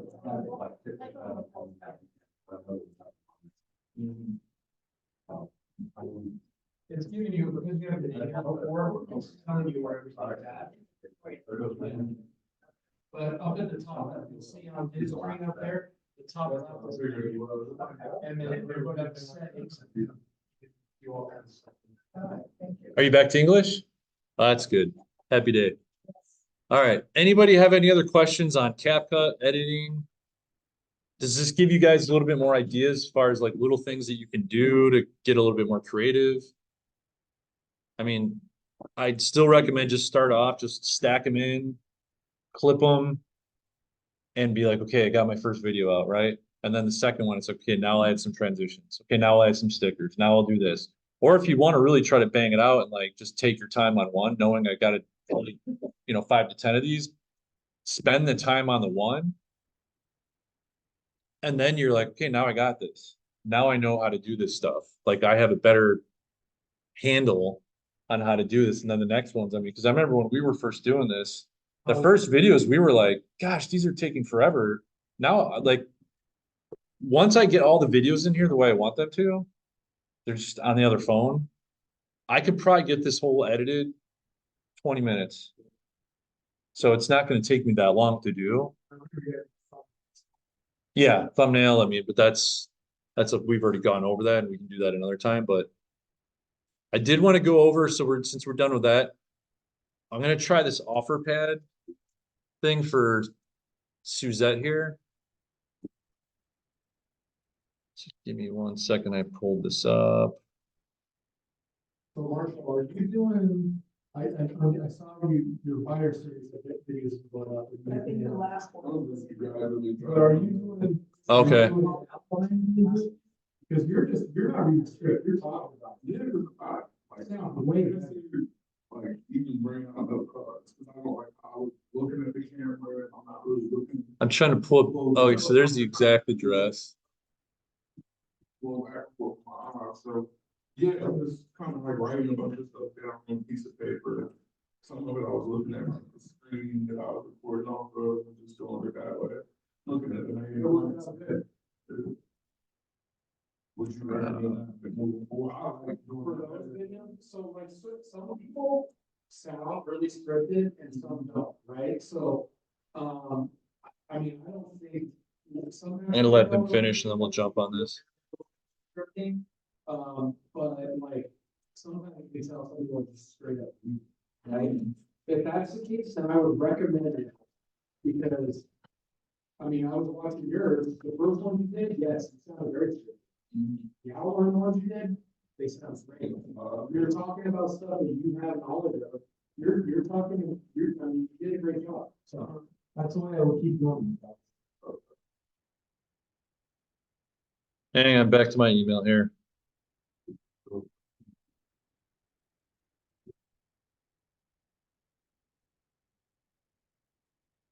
But back to this, the new construction video, so we made some really good progress yesterday.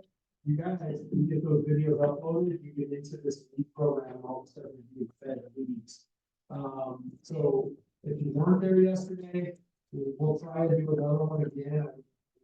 I would try to get out there so that you can get the gist of it.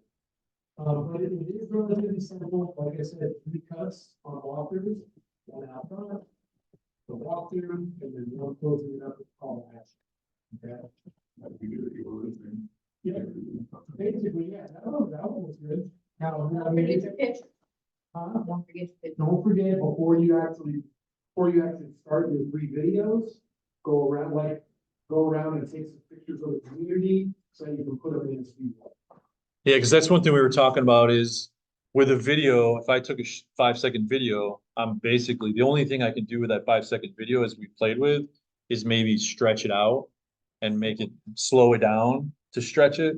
But with a picture, I can have that up there for 40 minutes. Yeah. So that's the thing with that. To be honest, at the beginning, if you're not comfortable on camera, and then you can have B-roll the whole rest of the time. Yeah. Just depends how you want. Exactly. All right, so we wanted, Suzette's got this listing. I'm not gonna say listing opportunity because she's got the listing. This is the house that they live in. So you've been there. She's got pictures. One of the first things I like to do, as much as we all know it's not accurate, is I like to see what Zillow says, because the only reason why I check Zillow is because I know that my clients are. Right?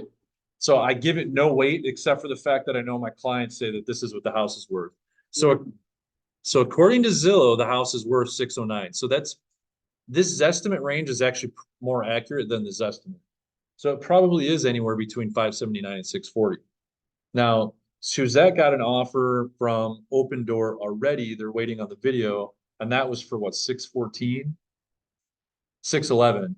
But the thing is that until she uploads the videos and goes through their whole like process, they won't actually send her the net sheet.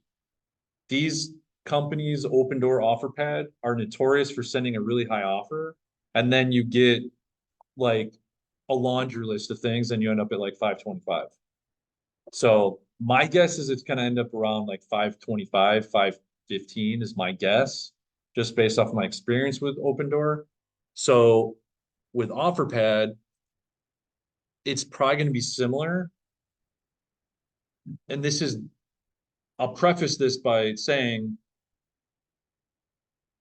even if it's the same offer, I can make it more beneficial with OfferPad than I can with Open Door. Because Open Door will give me a 1% like referral fee, whereas OfferPad will give me a 3% referral fee. And so the reason why an OfferPad offer, even if it's the exact same number, is better is because if I use the Open Door one, I'm still going to charge my client 1.5 to 2% to get 3%. Whereas if I get an OfferPad offer, I basically call my client and say, look, you don't owe me any commission. OfferPad's going to pay me for sending me over to you. So that offer becomes a net number offer, whereas an OfferPad is net number minus 1.5 to 2%.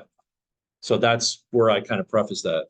So whenever I'm doing these investor like offer things, I always like to keep the old listing up if I can. If I don't have an old listing, I pull up the tax records, mainly because I like to copy and paste more than I like to type. And so this is OfferPad here. I don't want to just go in here and just right off the bat. As an agent, I want to go all the way to the bottom and go to agents. So under the agents section, now this is where they tell you we pay you a 3.5 or 3% referral fee. So now I pop the address in. It automatically says that's the one you're looking for. I want to sell a home. Is this the right address? Looks good to me. I think it looks good to me. Tim, stop watching movies back there. No, I'm the listing agent. So it'll ask you flat out at some point, did you put it on the MLS yet? Always good to do this before. A lot of times I'll do this before my listing appointment happens. What's your Dobbins at eXp Realty?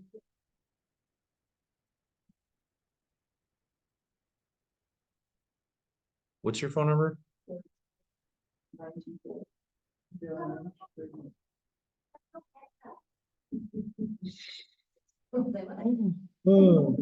Like.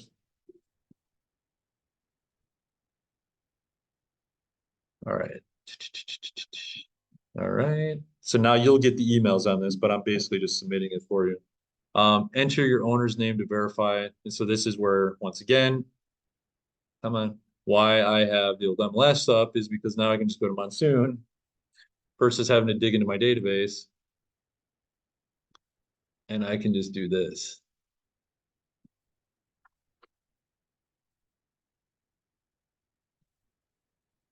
Isn't that easier? Just wants more name. Who are you dealing with more, Dan or Mary? Okay. No, see, they will reduce the 3% if it's already in the MLS. So this is why this is a listing step versus, hey, my listing's not selling. Maybe see if OfferPad wants it. Get this offer going before you even get going. See, home is not live on the MLS, coming soon, pending, or canceled within the last 30 days. So it needs to have been off the MLS for at least 30 days. So if you have an opportunity to take a listing that maybe was listed before, so an expired or canceled listing, say, look, I want to present it to a different, a few different investors. I never give them the name of the company. I always just say investors, cash offer investors. And if they say, oh, like Open Door, say, yeah, similar to that, but we have other ones we use as well.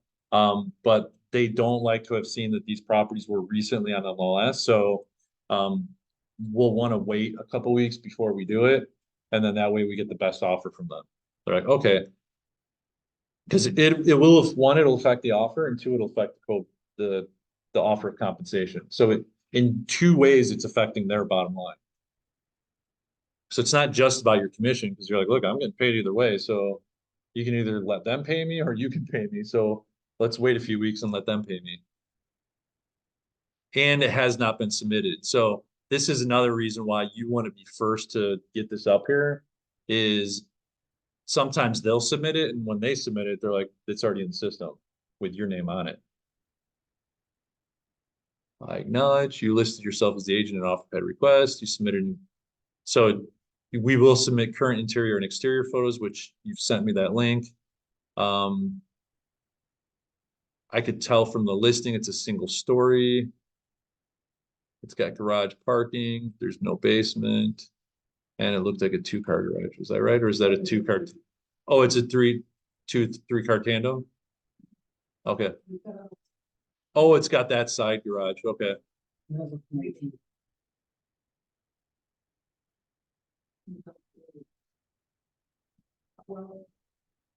Ah, son of a biscuit. So this is where the pictures come in handy. Um, the last pictures are typically the pool. It has, Oh, it's got a little casita. it's a little spawn. Small. That's the third part. No, it's got the little spa right here. Oh, I see what you're saying. It's not a casita, it's the garage. So in-ground spa, yes. Woohoo. That wasn't asked. What kind of countertops? It's Corian? Jeez. Remember when that was a big deal? Yeah. And it's actually, I mean, it's a good product. It's just now it looks dated. At the time, everyone's like, dude. Yeah. So it doesn't have stainless, so that's where it's asking that, so it's all white.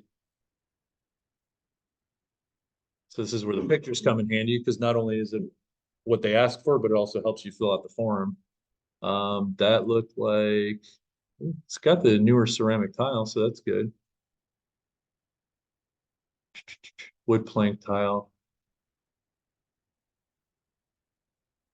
So they've done some updates to the place. It's just, man, they're giving, I hate, it's like, you may be giving money away. Well, no, I asked him what exactly does it mean? He said, well, the top of it doesn't work. Like he pump on the pool to be placed. It's so minimal. And now, they just don't want to do anything with the products. So it's tile everywhere. I don't see carpeted anywhere. It's just the tile. Either open door offer in a while, but I would venture to Down say, for warranty, we're gonna replace it. most of the investors are gonna be 75%. Yeah.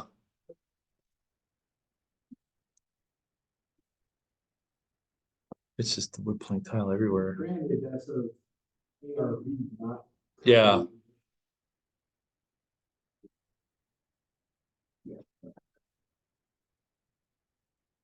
Is it gated? Okay. Oh, it's got an HOA. No, they don't like solar panels, especially the leased. So if you are, no investor likes leased solar panels, Dan deal for, but he hates them. yeah, but they still, Yeah, what they try to buy them out is what they end up trying to do. Just buy the lease off, but 9 times out of 10, if you see solar panels, it's like, oh, I know, leased panels are horrible. Really? You go to resell it like that. Leased? Than having the home first. and what happens? Well, one, you have to add that on lien to the LTV. You need if they're owned with a loan. Correct. Okay. Yeah. Oh, Well. Yeah, I mean, usually, the best way to do that is to sell it, pay it off. Yeah, I'm saying lease versus own, way better. lease. To that, because they don't have to pre-qual for that loan too. so I always look at the map because it did ask, does it back to a busy road? And the answer is no. So the map will tell you that really quick. Now, if it was this house here at 1309, your offer may not even get looked at because it backs to the highway. If you're over here backing to Arizona Avenue, you may get the same thing. So saying none of these applies is a good thing. Even though they'll do septic and all that, they live there, so not a rental. Used to be It needs a little bit of work, but I would say like, it's not move-in ready, but it's darn near. God, this just seems crazy, like a pool pump and a stove. It's the convenience. I know, like it's CarMax, right? Like people will trade in their car and sell it to CarMax and lose, all that money on their car because for the convenience. Want to sell it for. Have they given you any idea what they want for it? Like, what is their net goal? 550? Okay, so Zillow says it's what, 509 or 609? So I'm gonna go with my opinion of value of the home of 600. Well, you, That's optimal. just to see what they come up with. But if I have a higher number, so I'm gonna go 600, 625. You just wanna, no, hold on, let's look at it. Let's look right in here. That's making the appraisers like skin boil, like, no, don't do it. Should I check Redfin? Would that make you feel better?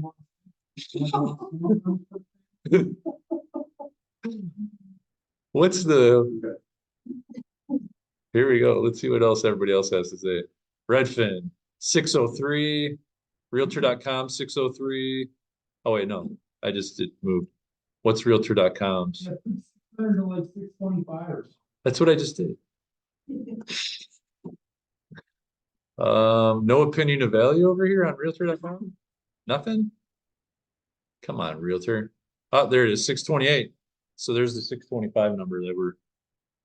Should I put that in there? According to Realtor.com. Stop this.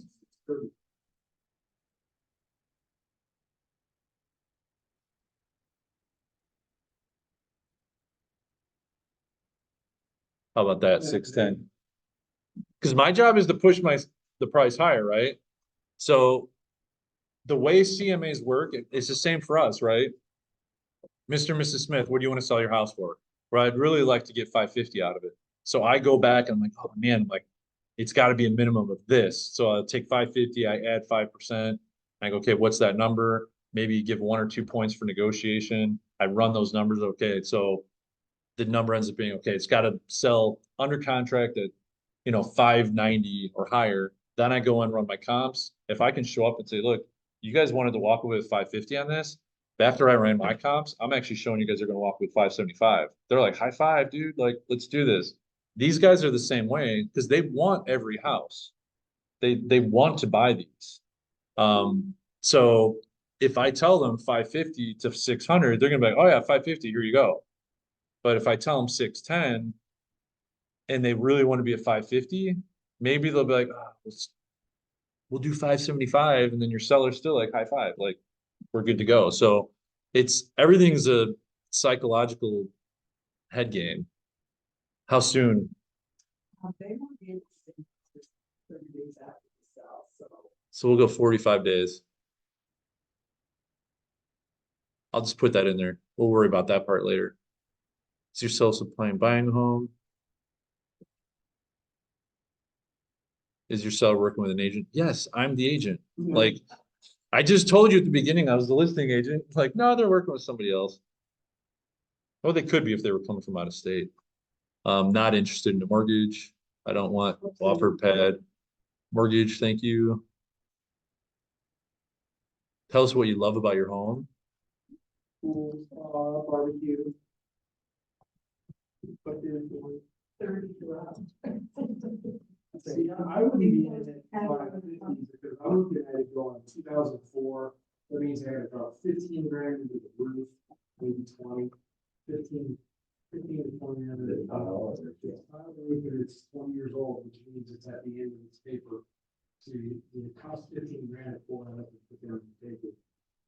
And then if it needs full work, and it's gonna need paint and flooring and guarantee it. All right, so now it wants the picture, so I'll take all this. God, there's gotta be a way that I can just download them all at once. Does it even those pictures? Well, that's the link that I sent you. I don't know if you can download the link. I'm on the link. I know, but you would have to. An error, sure. Well, this is the link here. Error occurred. Son of a biscuit. Oh, there's your video.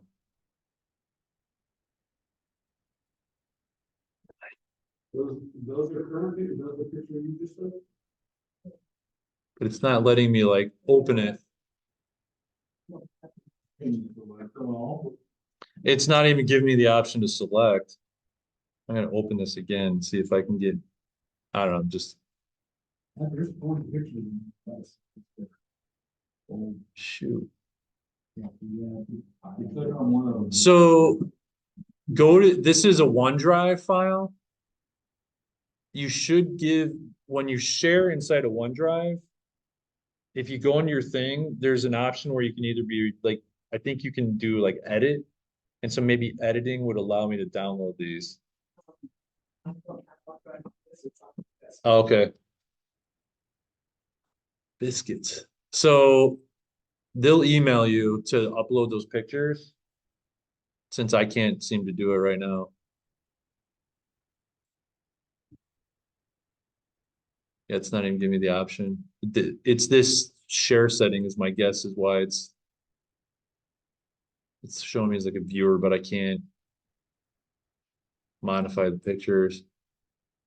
But in the email that I sent you go back to your original, no? Yeah, I open it, but it just keeps opening right to here. Also, I think it's. I did put Control C. You know what I mean? Well, that's how it ended up on this site here. But now that I'm here looking at the pictures, when I click on the pictures, it's not giving me the ability to download the picture.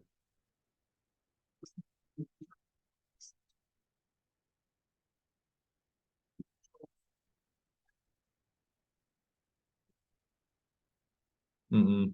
All it does is allows me to paste it into this browser and end up right back here. Yeah. But I can also do this. So this is where, I mean, if I really wanted to.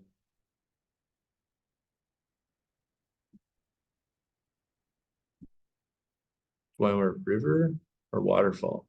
Square.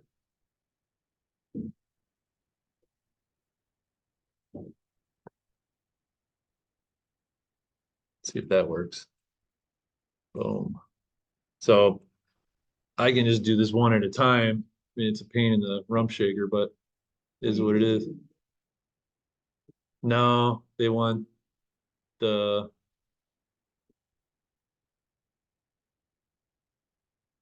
So I did what you told me to do. okay, that works.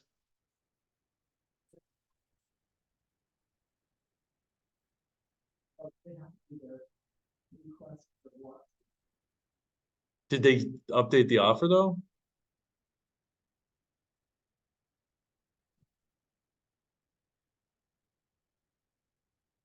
See, this is at least letting me do this. I can save the image as. And it's allowing me to do this one at a time. I mean, they got a lot of clutter, but it's like, bless you. Because the trick with these companies is they'll send you a great offer. And it's just, then they give you the net sheet and they typically have about a 7.5% fee that they charge for these things. Minimum. So they're like, oh, no commissions, but it's like, yeah, but no commission, but you charge 7.5. I only charge 5. You know, that's the one thing I always tell my people, like, I charge less than they do, and I can actually net you more. So even their offer price includes typically they'll go, because what year did you say this was, Jason? 2003? 2004? So yeah, it's probably an original roof. So they go in and they'll go, okay, well, we'll give you 611. We've got a 7.5% fee. We're going to account for 10 to 15,000 in repairs. There's our net offer. Because they're calculating going, especially like here, if there's no pictures of the AC unit, they're going to assume it needs to be replaced. The two ACs on the side. I don't know if it's in that.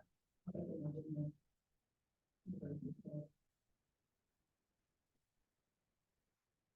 Yeah, like the Corian, they're going to go, we may need to go up to, even though OfferPad doesn't do any like rehab work, they typically just, they just flip it just as is 9 times out of 10. Which is why it always cracks me up with like, well, we got to renovate, we got to do this. And I'm like, you're not even going to do anything. Those are all these. Yep. I don't need that laundry basket, do I? So now that I've one at a time done this, this works too. Now I can go, I don't need 2 of that same one. Now I can go back here,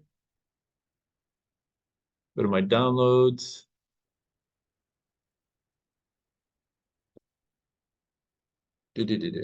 Once it's done,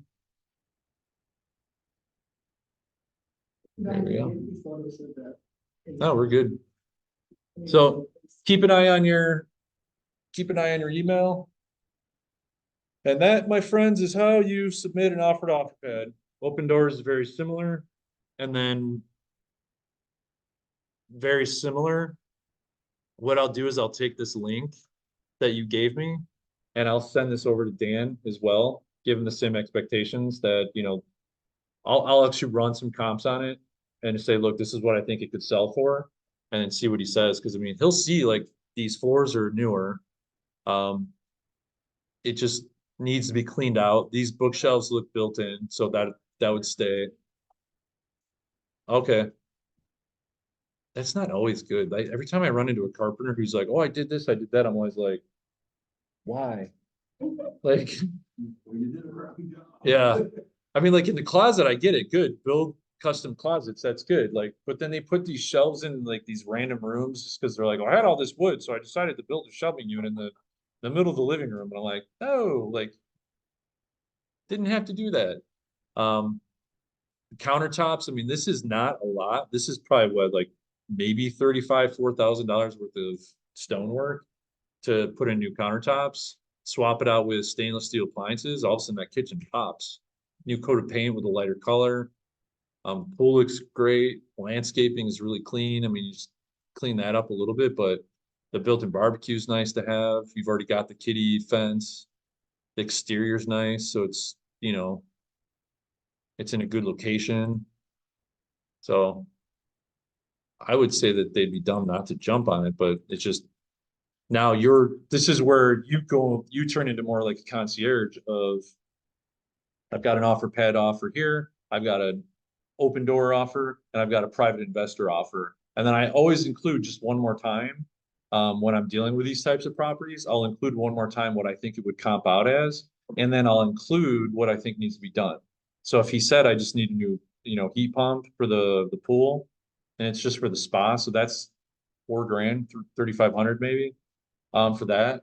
And then for a new double oven, I mean, that's probably 1,500, $2,000. You might even be able to find like a used one. If he wanted to be that cheap about it, like where he's like, look, I'm really just trying to spend. You could literally, he may be walking away for tens of thousands of dollars, so he doesn't have to spend five. I mean, what it really boils down to, because when I'm looking through these pictures, I see more issues with clutter than anything else. I mean, you see the same thing, Tim. I mean, you too, Suzette. It's like, this is your biggest issue with trying to sell is this laundry room. That's the third. Oh, okay. Yeah, but that's okay though. It's a garage though. I thought it was the laundry room. If that's the garage, I mean, who cares if it's a mess? The under. Category down. Oh, right here. Yeah, I mean, a little bit too much with that. Like, okay, for showings, let's pull this off. I mean, you clean this place up, spend some time like taking care of those things. You may even be able to sell this thing without changing any of that stuff. Leave the heat pump alone. Leave the double oven alone. Clean the place up, put it up on the market, get it sold. And then as the offer comes in, say, Mr. and Mrs. Smith, you're presenting your offer because you don't want to advertise it necessarily, but you put it in the spuds, but you don't put up the spuds and say, we're offering a $5,000 credit at closing because the spa needs to be replaced and so does the double oven. Oh, great. Boom, problem solved. It's going to show up on the home inspection report. It's in the spuds. I just didn't want to advertise it because I didn't want all the investors lowballing me because it needs, because of any as is type thing. And he's listed at 625 and now he gets 620. But those guys too, they are off the top of my head. They'll do the work now and get paid to close. But it's no work to be, it's mechanicals.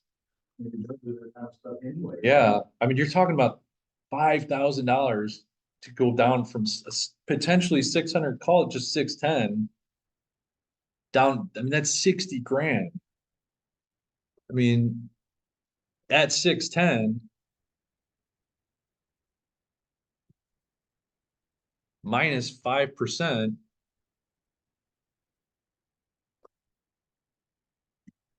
that's an extra 30 grand if you can sell it for 610.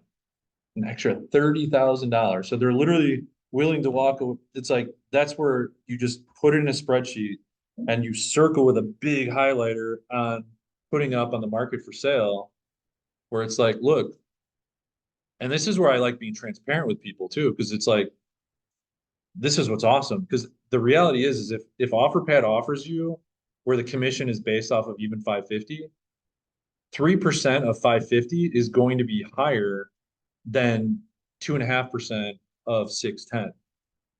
So you could be like, look, I'll make more money if you go this route, but I want you to go this route because I think it's better for you. And in fact, if they're looking at manufacturers, they may be look that 30 grand may pay for half of what they're looking for. So it's like, let's just, I know it's a pain. I don't know how much they owe on it.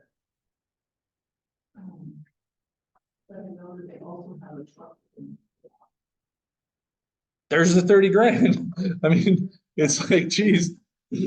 Yeah. I mean, so they bought this house in 2016 with a 600, they did their VA. So they've got a $369,000 mortgage back in 2016. So that's things probably down to what, like 340, probably 330 maybe. So roughly that in that amount of years. So just call it 325 just for easy math. I mean, they're gonna walk away. I don't know. I'd be pushing them hard for the freaking going resale because it's the spring market. Things are moving in the right direction from that perspective. They're location wise, I mean, you can't be, I know this neighborhood. This is a, I've sold in this neighborhood. This is a nice little spot. It's Arizona, like downtown Chandler's right here. And they're just south of the 202. This is a nice spot. Express office is going to be your absolute worst offers, guaranteed. So it's not a slam on EXP. It's a sales pitch. I mean, everything like that type of stuff, like, oh, we have our own internal. So if I'm going up against, if it's you and another agent, and agent A is like, look, we're going to submit it to OfferPad, Open Door, and some other investors. Okay, great. And then you come in and say, look, a lot of agents, everybody has access to Open Door and OfferPad. We also have our own in-house internal group of investors that we submitted through our Express Offers program. It's, exclusive to EXP. Which one sounds better? The exclusive to EXP one. And we also will submit it to Open Door and OfferPad on your behalf as well. Okay, great. So that's the goal is you want to bring them 4 numbers: Open Door, OfferPad, private investor, MLS, with $5,000 worth of repairs. So this Express is. Oh, 99% of the time. I mean, their stuff is coming in at like 70 cents on the dollar. I mean, I've submitted tons of stuff in there and it's always been like crazy low where I'm like, I don't even want to present it. But every once in a while, you never know. So it's not bad. It's a good strategy to have in your back pocket. People will hire you not always because of the results you can give, but because you have options. And the person without options who goes, well, I don't tell you, they're fired. The ones who goes, well, we can do this, we can do this, we can do this, we can do this, they get the job. I'm curious though, when it comes to this, a lot of clutter or, just a little dirty, spruced up, it's like a new thing or something, do you recommend, force your clients to, hey, we need to clutter this and clean and? You recommend it, they just don't. Depends how bad they want to sell. Yeah. It comes back to motivation, but yes, you definitely, so part of your listing appointment is going to be, if you get that to move forward, okay, here's what I would suggest. Is, looking at this, one of the most important things is cluttering, so what you're gonna want to do to prepare is get everything off all flat surfaces. And I don't care if you stack the closets full, I don't care if you stack the garage full, but you want the kitchen to be clean. The private areas, not one people. Yep, or you say using your trader too, trader, you'll get traded, you say, oh, trader means in tight, therefore, you have a chance at it. These people, though, it's contingent, their purchase is contingent upon the seller, so they don't have to come to the purchase of the stuff. I'm just gonna go out on a limb though. and just say that I'm guessing that in the manufactured leased land community, they're gonna be more likely to get that contingency accepted with, because they'll be able to pay cash for that with this, so they'll be a cash buyer contingent upon the closing. So that's the other stage too, right? So when you're talking about home sale contingencies, there's three types. Home sale contingency is the one that you would write today. 123 Main Street, we want to buy you. We have a house. It's not on the market yet. It's not under contract, but we do need to sell it in order to buy your house. That's contingency A. Contingency B is Mr. and Mrs. Smith, we want to buy your house. We have a house. It's already on the market and we still need to sell it. Contingency 3 is we've got the house on the market. It's already under contract and we're going to close on October, or not October. That's way too long, but we're going to close February 26th. Okay, great. And then you could take it 2 steps further and say, and we've already gone through the inspection period and we've already gone through the appraisal period. So if I'm looking at a typical turnaround time, so if I'm going into a leased land community, and I guess the first question is, have they seen anything they liked? Okay, so they're seeing stuff they like. They know that there's stuff out there that they're going to be happy with. If you're writing an offer on a manufactured and leased land, cash offer, what's the quickest you can close and have the park approval all done, no worries? So you can do a week. So if I'm writing, now I'm representing them on the sale of this Remington property and I receive an offer, my first counter offer, or if the listing agent or if the buyer's agent is smart and says, Suzette, we're going to be submitting an offer. What does your seller need as far as the closing? I'd be asking for 45 to 60 days. I need at least a 6-week close. Because that gives you your 2 weeks for them to do the inspections, do the appraisal, kind of get that stuff moving before you move into those final 30 days. And then that gives you 2 weeks to shop with a 2-week close.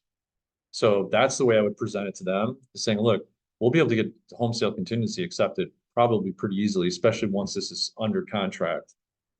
I mean, 30 grand is, I don't care who you are, 30 grand is 30 grand. I mean, I guarantee Mark Cuban would be like, 30 grand, I'm not wasting 30 grand. Like, that's probably going to pay off their truck. So that's what I'd be pushing for personally. I like the cash deals because they're quick and easy, but at the same time, the only person who benefits from that is the investor. And in this case, you represent them. If that's the option they go with, great. This is your best option of the options that I presented to you. So that's the way I look at it.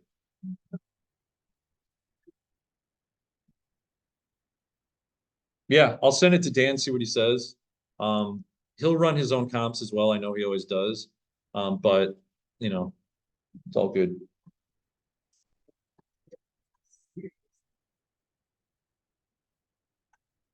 Well, that's always the question, right? And this is where I was saying, so just this conversation alone is why I had you write in the listing agreement, 5%, 2.5% to the other side, 2.5% to me, 3% if I don't have to work with another agent.